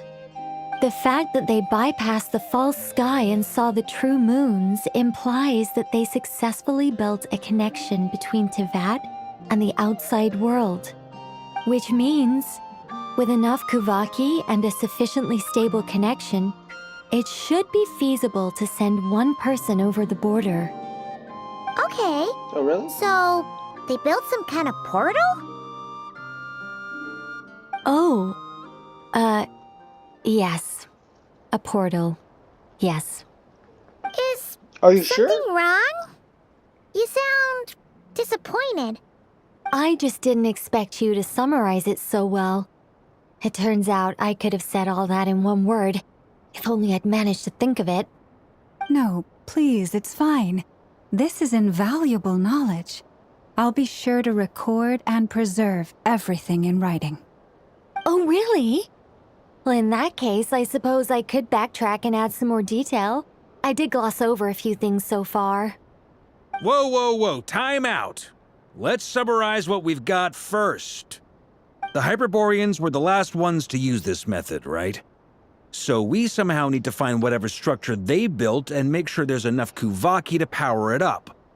Luckily, we have the moon marrow of both the eternal and iridescent moons, so we're all good for Kuvaki. Which means the key issue we need to focus on is finding the place.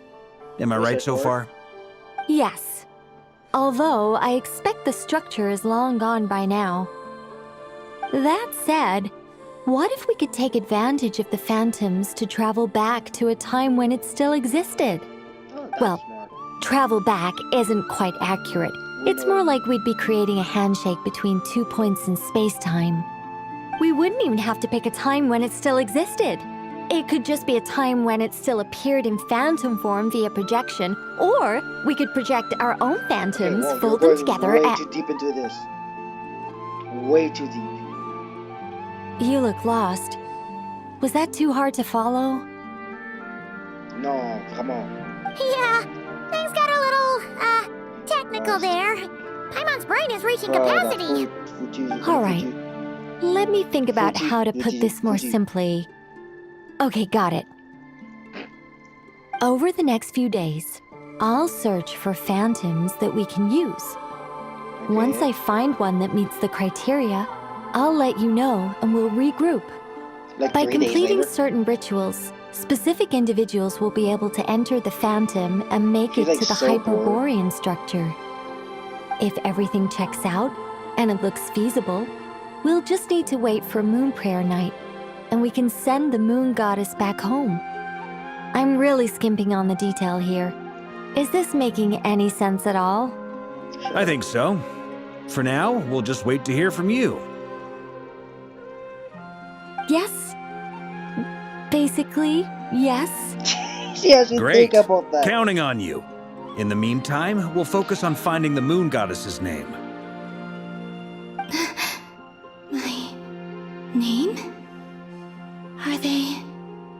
looking for a way to stop me from disappearing?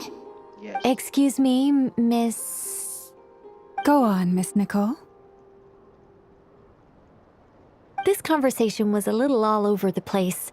I didn't catch your name. I am Lauma, of the Frost Moon Scions. Ah, I did wonder. I noticed that you listened very intently when I spoke about Hyperborea and the moon's history. If you'd be interested, I'd love to visit you this evening and go through it again in greater detail. Also, if you were serious about making a record, it would be too risky to simply write down the raw details as is.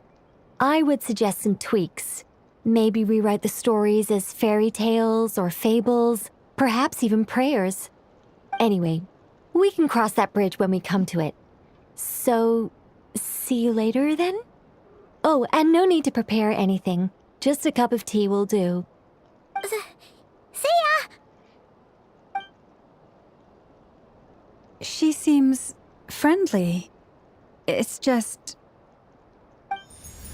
It's so nice to find someone who's actually willing to listen. I've been dying for a chance to finally go through all this systematically from start to finish. Any longer and I'd probably start forgetting it. Now Paimon gets why Alice told us to mind our heads. Ha ha ha ha! What did I tell you? A lot of quirky people in Alice's orbit. Now then, the next order of business is, where do we start looking for the moon goddess's name? Maybe the rest of what Nicole has to say might give us some clues. Once I've heard her out, I'll summarize the salient points and share them with you all. I'm also inclined to review our other documents. Yes, our faith was first established by our Hyperborean ancestors, but many of the more factually accurate records are from after Kutar's birth. Sounds like we're gonna follow Columbina's journey through Devat, huh? In that case, we'll start by heading to the Frost Moon Enclave. Sounds like a plan.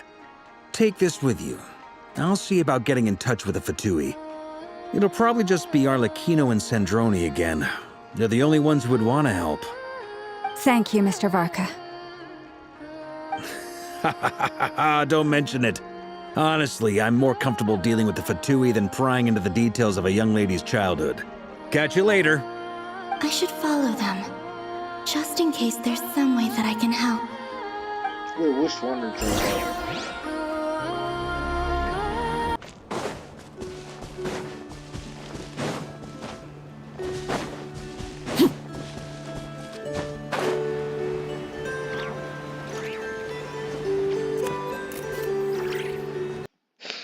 Okay, let's get this shit done. There's a teleport right there. No. Oh wait, I can't. I'll just teleport right to that fucking teleport waypoint. Oh, they actually teleported right fucking there.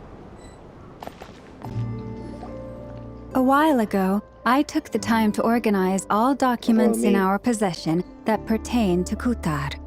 What you see here is the material I consider reliable. It's like the wind just pushed her. You're saying there's unreliable material too? Yes. Well, obviously. Most of the information we have was transmitted through an oral tradition. Inevitably, some of her stories were mythologized and deified over the years through countless retellings. That's why I organized them into reliable and unreliable. There's no sense seeking answers in history unless we can ensure the veracity of the historical record. True. Makes sense. Alright, let's take a look through.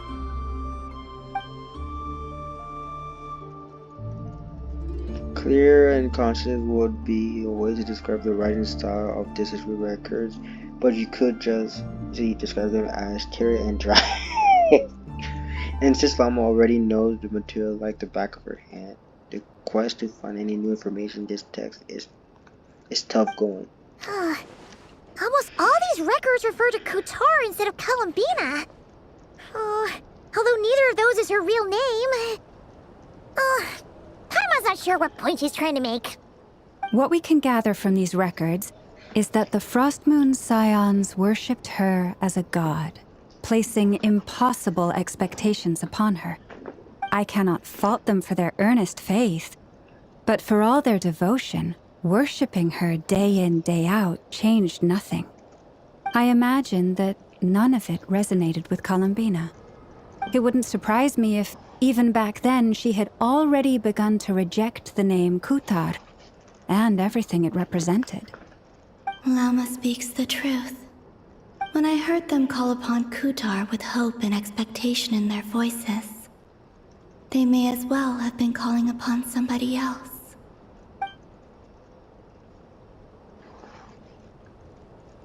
Well, that's a bit complicated.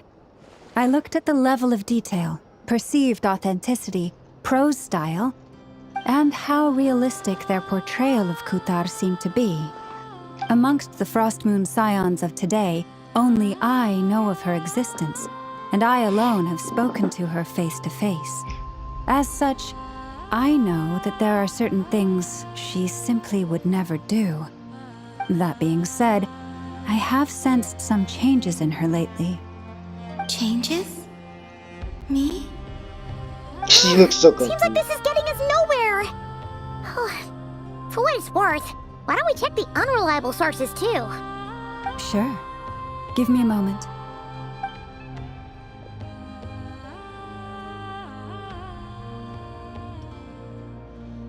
Exerting but a fraction of her divine might, Kutar sheared a great mass from the snow-capped mountain and cast it into the sea, upon whose surface shone the mirror image of the moon.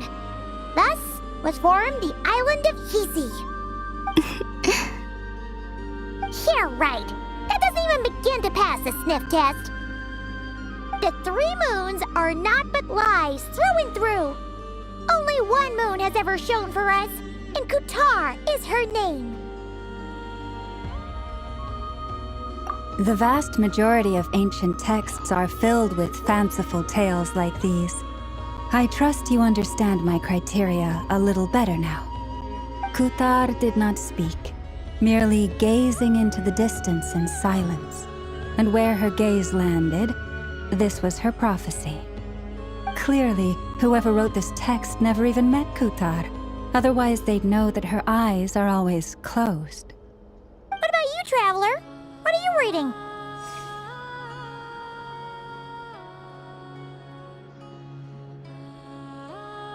Come on, let Paimon see. The child wished to build a wooden nest with which to shield a fledgling bird from the cold. But being so young and lacking in strength, the child could not snap the branches from the trees. Kutar was passing by. Upon seeing the child, she summoned forth the Kuhenki, who built a beautiful nest for the child. I remember that. Not knowing the meaning of Kutar's divine intervention, the child dared not to respond, and thus ran home to call their parents. But Kutar was gone. The Moon-Chanter declared the event a miracle and took the nest as a relic, placing it on high for all to see. The child was named as one favored by the goddess, and was greatly respected amongst the people. Yet, no further miracles were bestowed, and this matter was forgotten in but a few years. Huh. Any thoughts after reading that?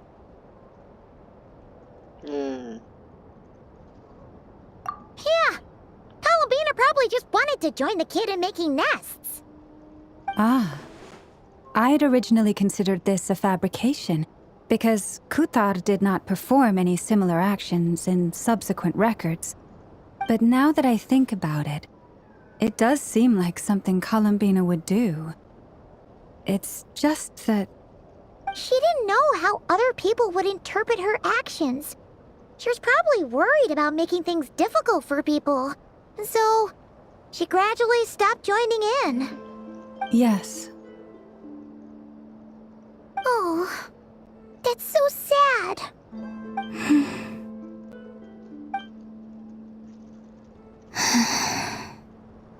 And now, I can make no such gestures of warmth, even if I want to. Don't say that. Don't say that. Shit. Still no name. That's a bit of a shame. But we did learn some interesting stories. It's gotta count for something. Barca said he was gonna set up a meeting with Arlecchino and Sandrone, right? Let's go back to Nasha Town and see how he's doing.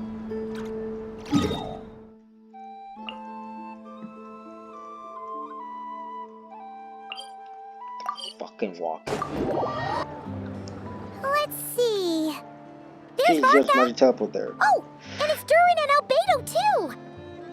Yeah, this is pretty much the same place we bumped into each other last time.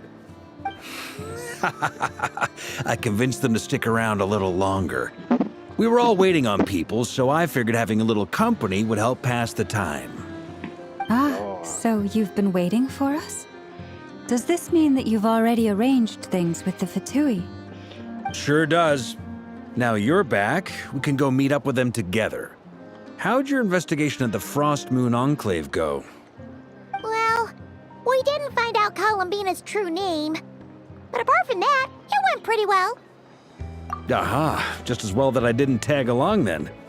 I'm sure our moon goddess wouldn't want every man and his dog knowing all about her private life. Still, desperate times, desperate measures, I guess. Someone had to do it.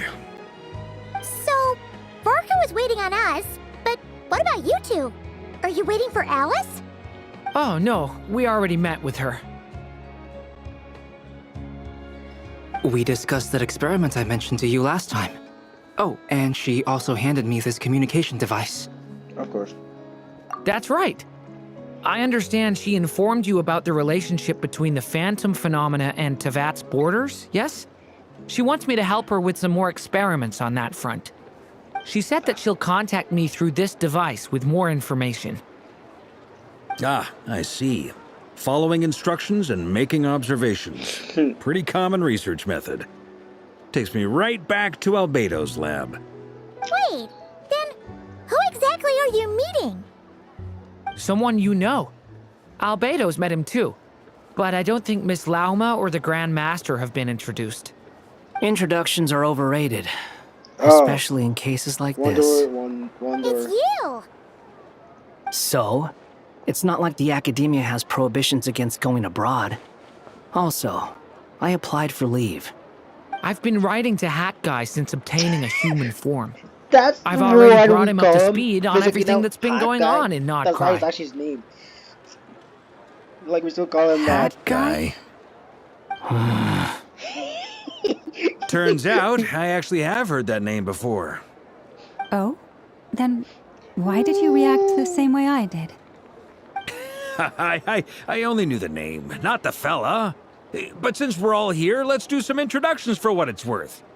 I'm Varka, Grand Master of the Knights of Favonius. Lauma, Moon Chanter of the Frost Moon Scions. And I'm a Driosh from the Vahumana Darshan of the Sumero Academia. Hat Guy. That's not actually his real name. Good to see you again, Mr. Guy. Mr. I believe Guy. we last saw each other on the boat right here. They came to Nocturne together. Mind you, the only reason I came here is because there's someone I want to look into. Who's that? The Doctor, also known as Dottore, second of the Fatui Harbingers. Just as I thought. From the tone of your voice, it sounds like there's bad blood between you. I was reviewing our archives and noticed that a lot of information about him was missing. Left a bad taste in my mouth. That's all there is to it. Dottore, or Zondique, as he was then known, once studied at the Academia, but he got kicked out before he could graduate. Zendik. You actually heard that name, really? Bruh, that's actually dropping the lore. So the Harbinger's #2 man is a college dropout? How embarrassing for them. Last we heard, he was planning something. We actually heard that a few times before, even coming to Nocturne, but we haven't seen a trace of him since we got here. He only appears when something interests him. For all we know, he might have left already. But the fact he did something here at all is worth noting. It'll fill a couple extra lines in his file. Why does it sound less like a file you're writing and more like a criminal record? Anyway, we were just about to meet 2 of the other Harbingers. Want to come along? You might learn a thing or two about him there. Sure. Even though they're harbingers, well, they're old acquaintances of ours, so, you know, when you talk to them, try to be... I got it. The Frost Moon Scion's relations with the Fatui remain tense. Forgive me if I do not attend. In that case, we'll continue assisting Miss Alice with her experiments. Good stuff. Everyone's having a fruitful time. All right, we better get going. I'll lead the way.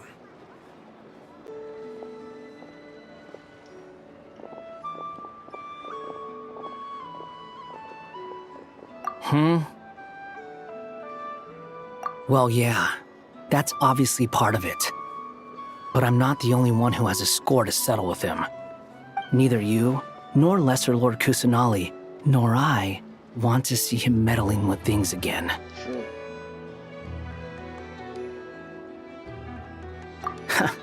What's the hurry? Don't worry. Pigeons always know which way home is.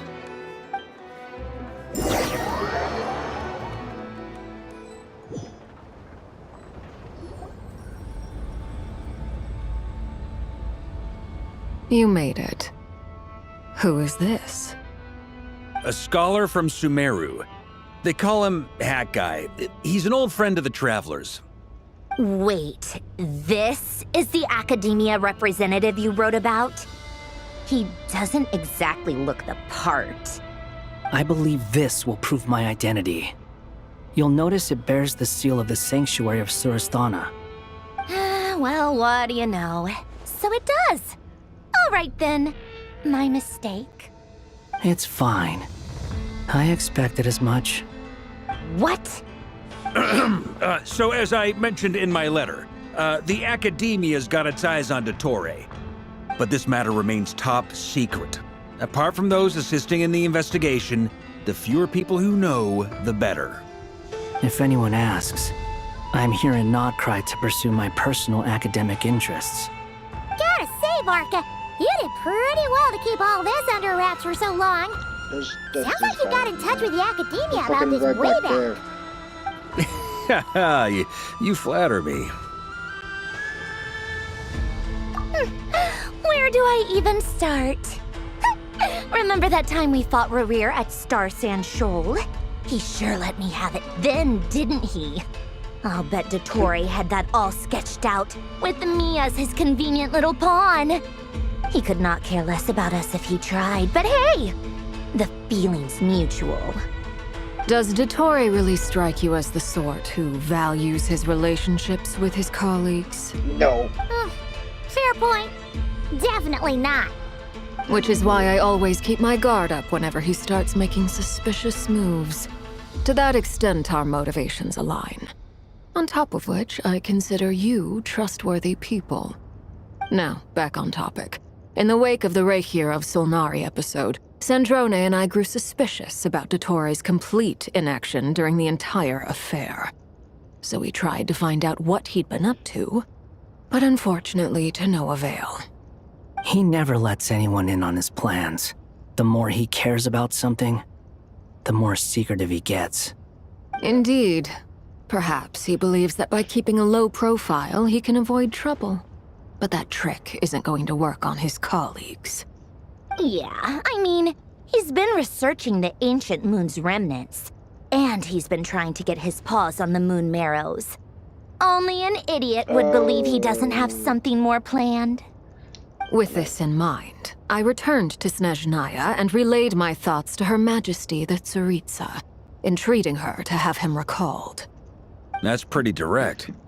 Did the Tsaritsa agree? Yes.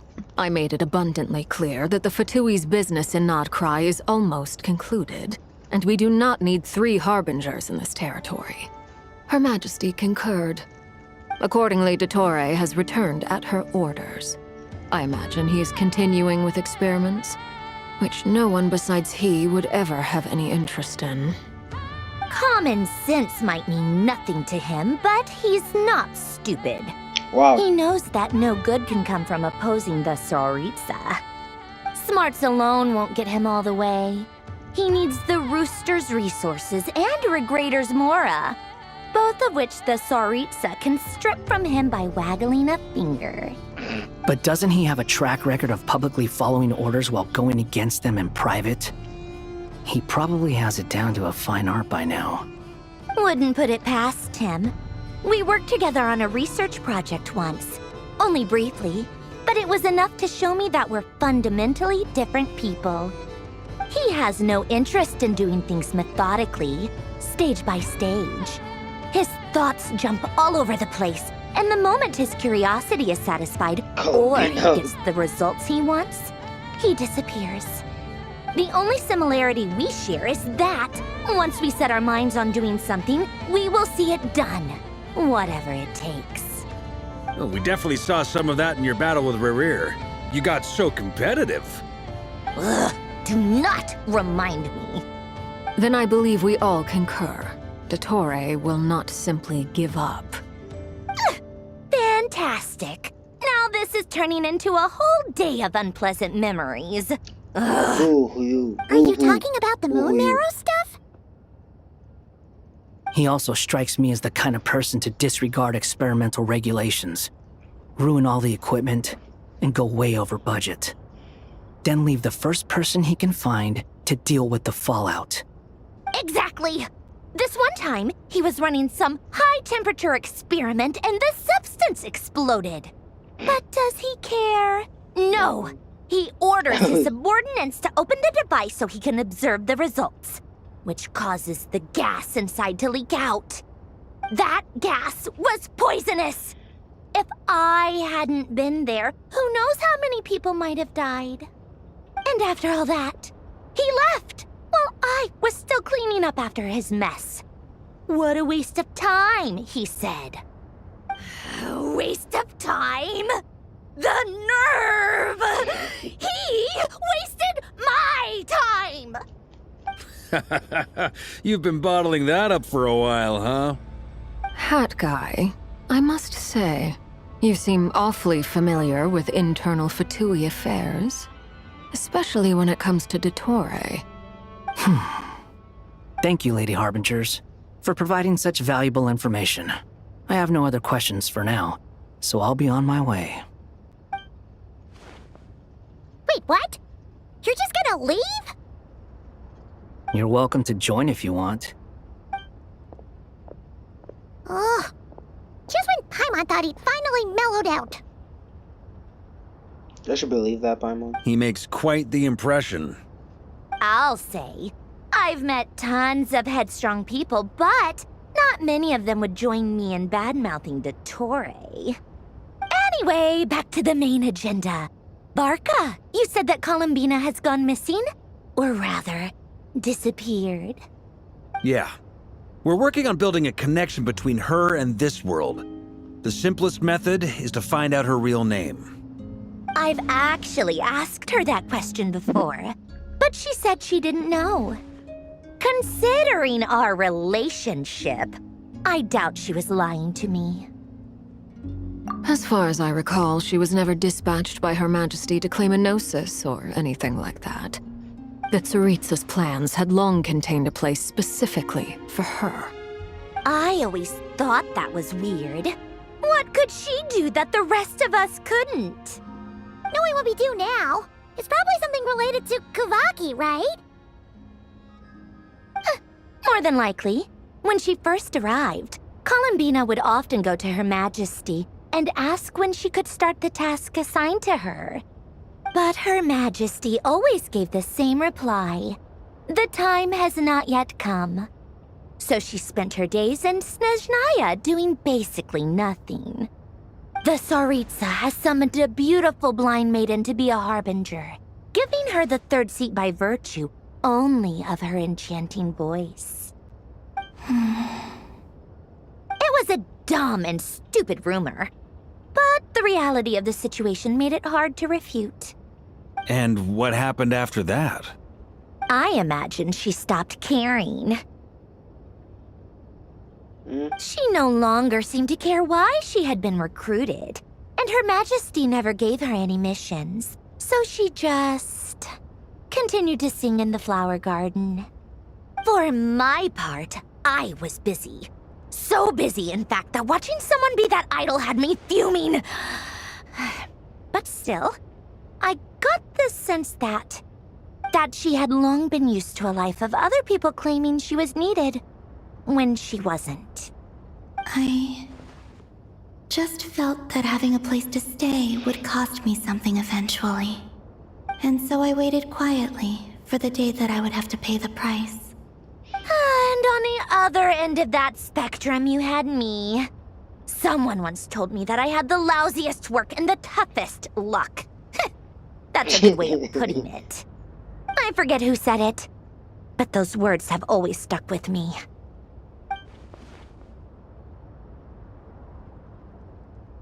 Sounds like something Naruto would say.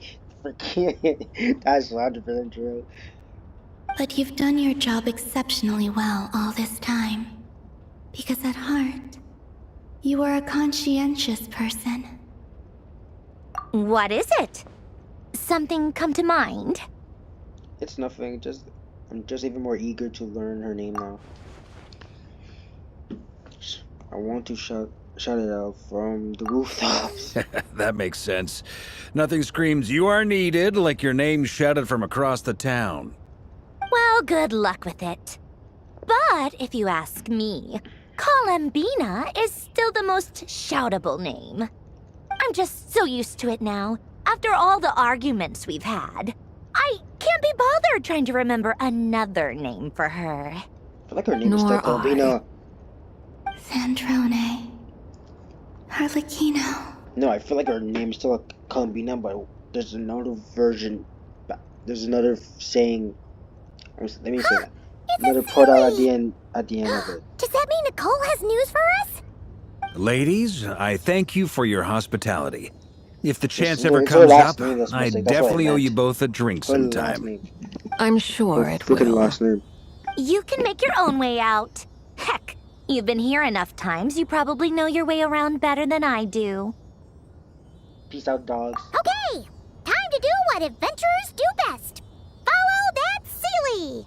No, it's adventure getting chests and rewards. That's what they do best. Paimon. Get it right. But that was quick. Here you are.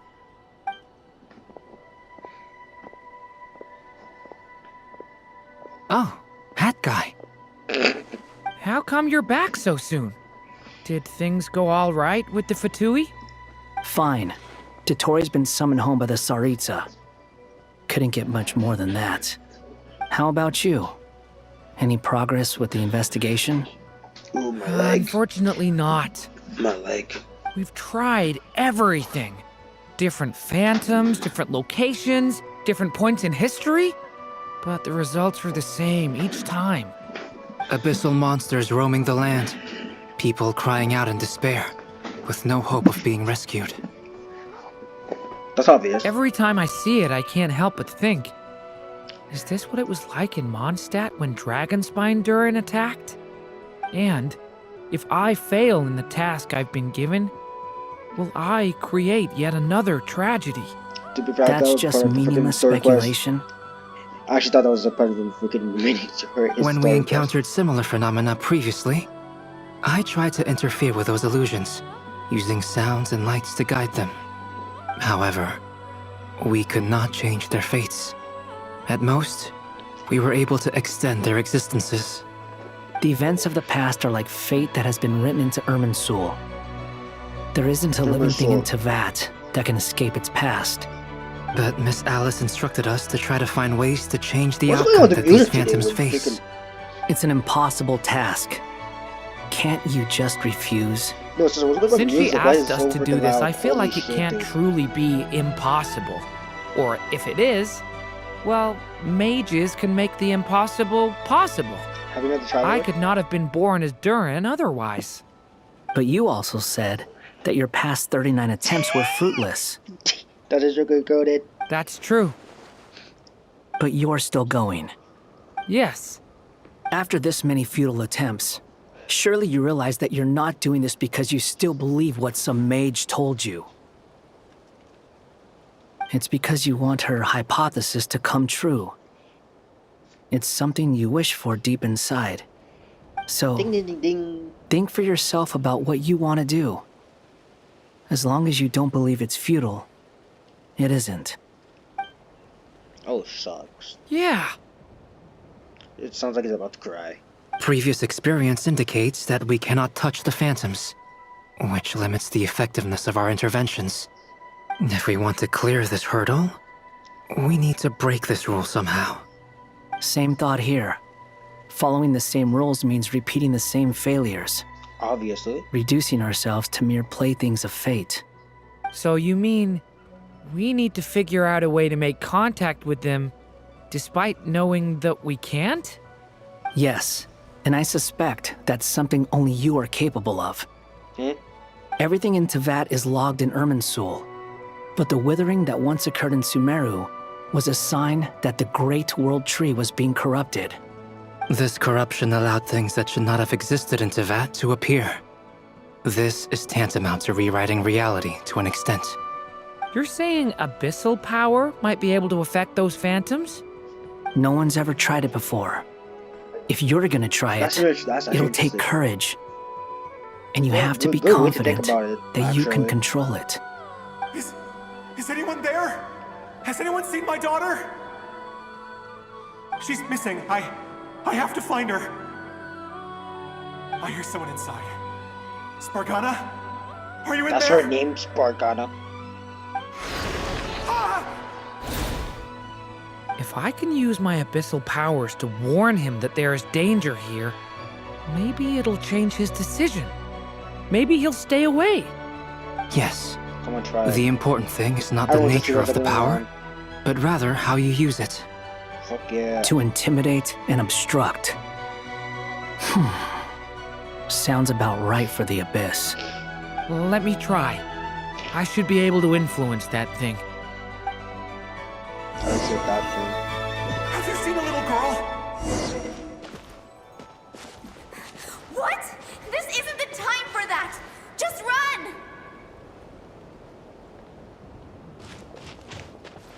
What am I supposed to do here? I hear someone inside. Spargana? Okay. Are you in there?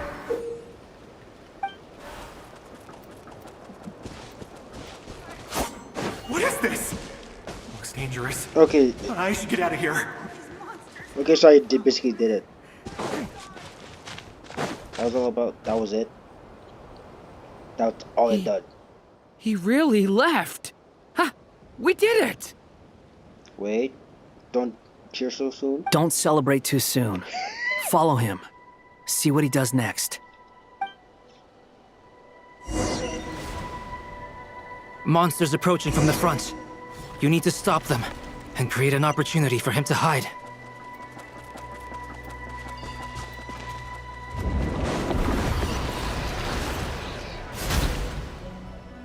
Bro, I didn't get to do anything. Help me!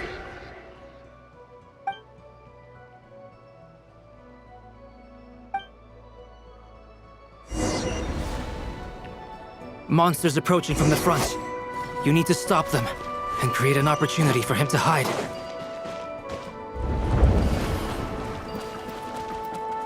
No! There's monsters ahead!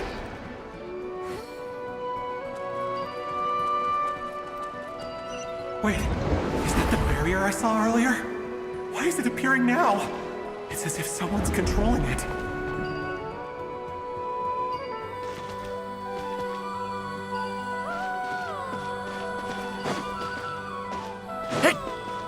So what am I supposed to do?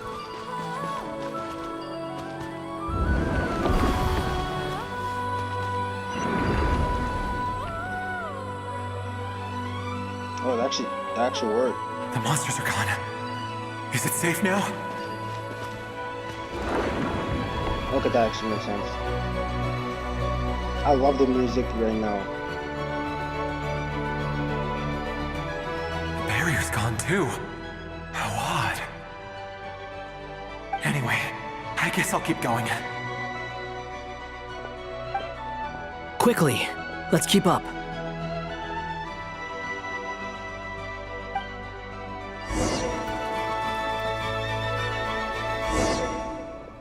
Wait, there was someone else here? Don't go any further. We've got anti-monster traps laid out everywhere. But my daughter must just be up ahead. I have to go. This way's blocked.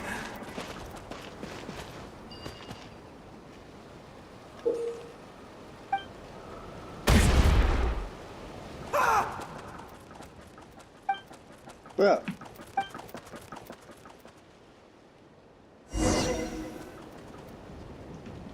Bro, what the fuck?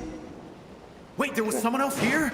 Don't go any further. We've got anti-monster traps laid out everywhere. But my daughter must just be up ahead. I have to go. This way's blocked.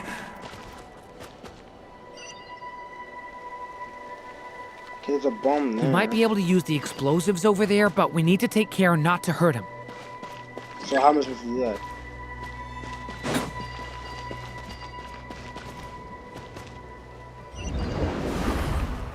Okay, there we go. I'll use the barrier to keep him at a safe distance. This barrier seems to be helping me somehow. Hey, wake up! Oh, no good. Gotta keep moving ahead. What the fuck is going on here? So many monsters! There's still a chance, Durin. Use the traps.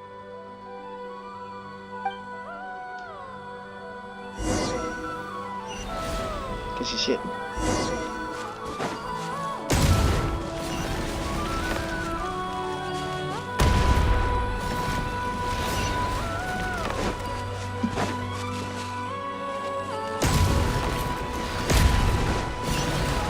Holy shit, where did it come from? What's going on? Help me!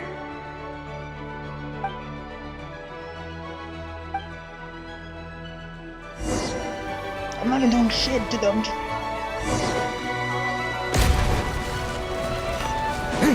I've never seen this happen before. Jesus Christ, man. That was pissing me the fuck up there. We might just be able to save this person.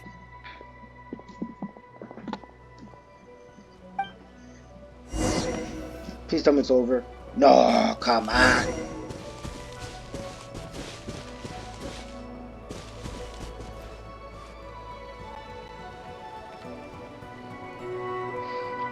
Hello there. Have you seen my daughter? Spargana's her name. She's carrying a large backpack. Get out while you still can, you fool. You won't find any survivors here. But I can't just leave her here. She must be so scared right now. Sorry. Wish I could help, but I haven't seen her. You'll just have to keep looking. Okay, thank you. If I do find her, I'll get her to shelter and come back for you. Don't bother. I've got nowhere left to go. I thought this guy was actually dead. What's that noise? Monster! No, if he goes inside, he'll be walking into a trap. Let's try this once more. This time, we have to stop him.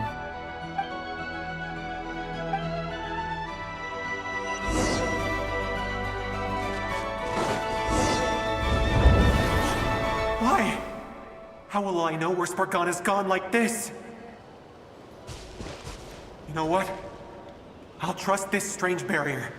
It's gotten me this far after all.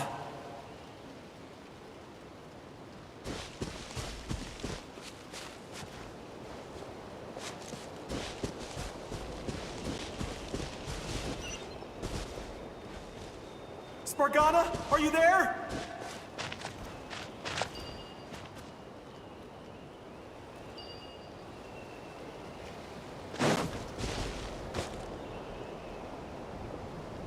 don't know what to say, but...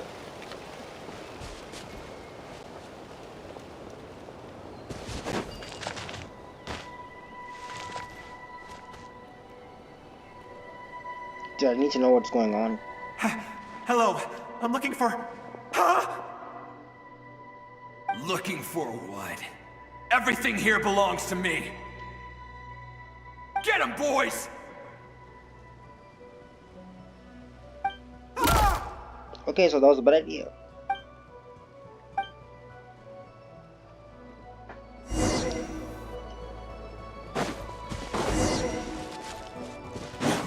Why?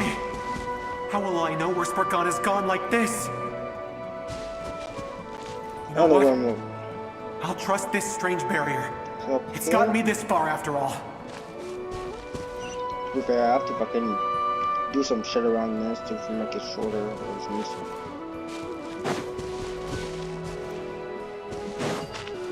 What? Spargana, are you there?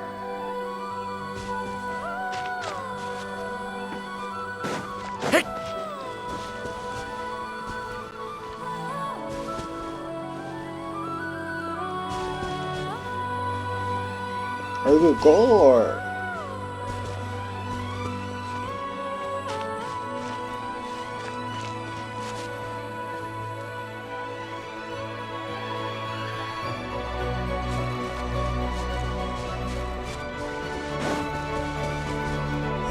Okay, so just stop there.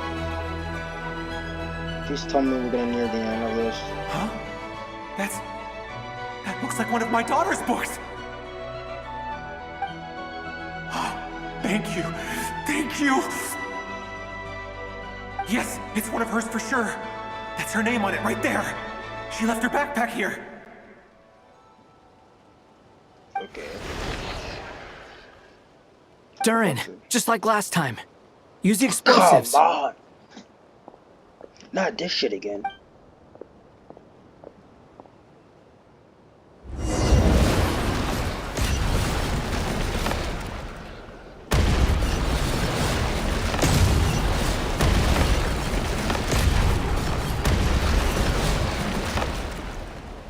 How did I miss? What the fuck? What the fuck just happened there? It won't work. There's not enough left. If he makes it in, he'll die. But then, this clue could be the key to him finding his daughter. It might not be the only one. Better he misses that clue than loses his life. I guess so. I was so confused. Stop him, Durin. We can't let him get any further in. That's my daughter's book. She's passed this way. No. Why? Why won't you let me go in?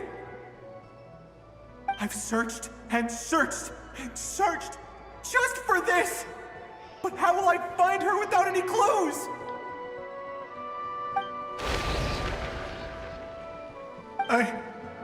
Look, just I no longer have anywhere else to go.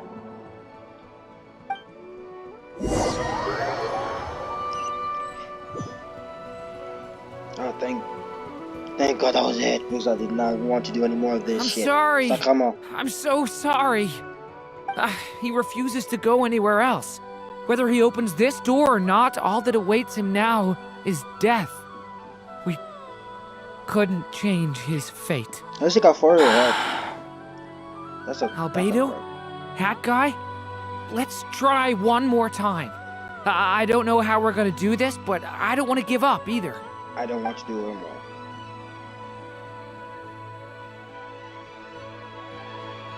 I just don't want to be the one. Why am I here? What's going on? All these scenes running through my head.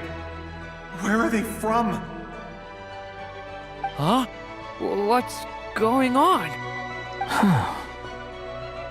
His reactions have changed. How many times have I... What's happening to me? Huh? Wait, who are you? Wait, what? You can see us now? I feel like I always could, but that I only just realized you were there. Damn. I'm sorry, I don't know how to describe what I'm feeling. But you were the ones guiding me using that marked barrier, right? Dang. I haven't done anything yet, but those monsters, those deaths, they feel like memories. Like things I really did experience. I won't find my daughter. In fact, I'll ultimately die trying to find her. Isn't that right? Well, no, it isn't. Yes, it is. Even so, we're trying to find a way out of this. You've not seen my daughter either, have you? It seems she really isn't here.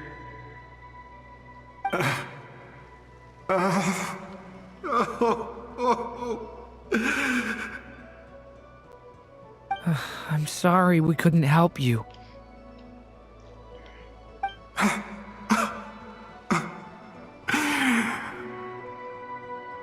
I'm just tired.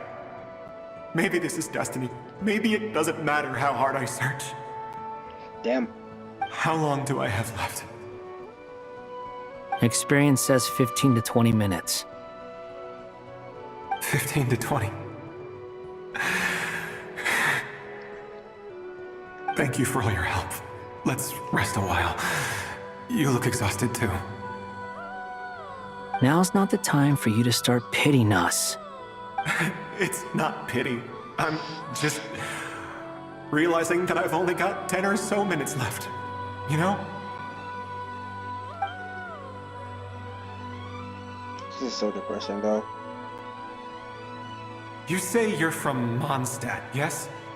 A place with windmills, where people enjoy limitless freedom?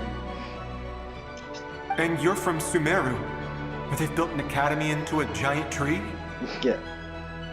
Yes. It seems you've never heard of either place. Those names are unknown to me, I'm afraid. Yes. Have you heard of Hyperborea? I have, but I heard that it was destroyed in the distant past. I see. That was where my ancestors once lived. What about Delphi Pytho? Was it later rebuilt? Delphi Pytho. I've never heard that name. Then what about Salvindagnir? Huh? I have seen that name on stone tablets on Dragonspine. But I'm afraid the only things left of that place are its ruins. I see. Sure enough, there was no way to turn this around, huh? I'm sorry. I was the one who asked to chat, but it seems like we're too many ages apart. There's barely any common ground to start from. It's all right. That's not We did hear something new, at least. From how you speak of your lives, things must be going all right for you, I guess. They are. Mondstadt is a place of freedom and happiness. There's a lot of good people in the church and the Knights of Favonius, and even outsiders find that it's an easy place to feel at home. We have festivals a few times a year. Everyone gets together to drink, sing, and be merry. Sumeru is a lot more uptight. Not really the kind of place where you can relax. It's a nation fraught with problems wherever you look. But if all you want in life is to seek knowledge, I guess it's pretty much paradise. That's wonderful. In other words, after this all-devouring black tide passed, humanity did not merely avoid extinction, but rose to build prosperous civilizations anew. Yeah. I mean, I can see you all right now. That must mean the future isn't a total mess, right? That's true. Well, time's almost up. Let's part ways, I think. Might be best if you don't waste too much time on me. The chances are slim, I know, but I'd like to spend these last few minutes looking for Spargana. If things work out, I'd love to tell her about what I've heard. May we meet again. Well, or not, most probably. In that case, may your wishes come true. Oh, Celestia's right fucking there. I just noticed that.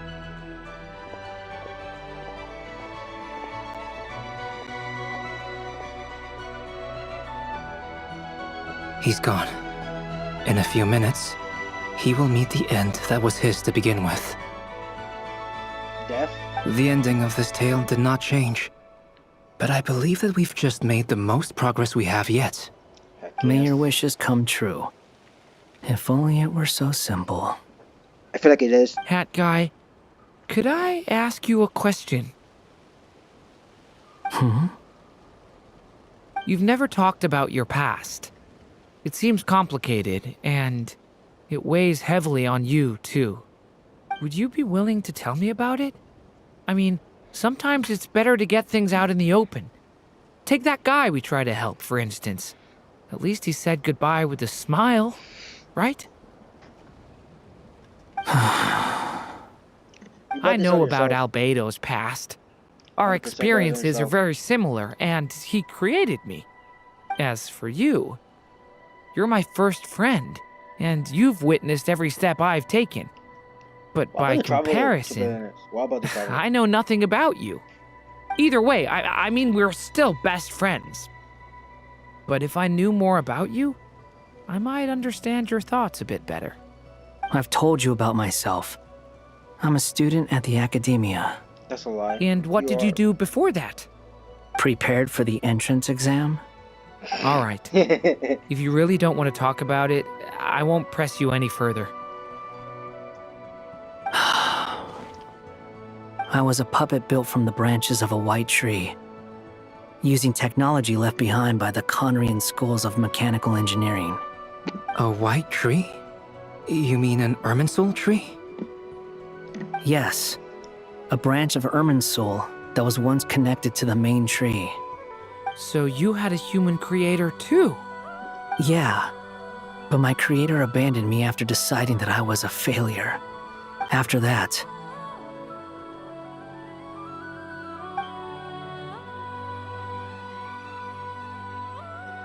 yeah, that's something true. Durin, resisting the influence of the abyss, suppressing the urge to destroy, trying to do the right thing. None of these things are easy, but no matter how hard they are, trying to rewrite past wrongs is far harder. You asked me if you would create a new tragedy if you failed. I told you there was no point speculating about that, but the real answer is, yes, you absolutely will. That guy. But at least you've got people here to help steer you away from the wrong path. So, just keep aiming towards the light. I will. I promise. There's like no other choice at this point. All right, break time's over.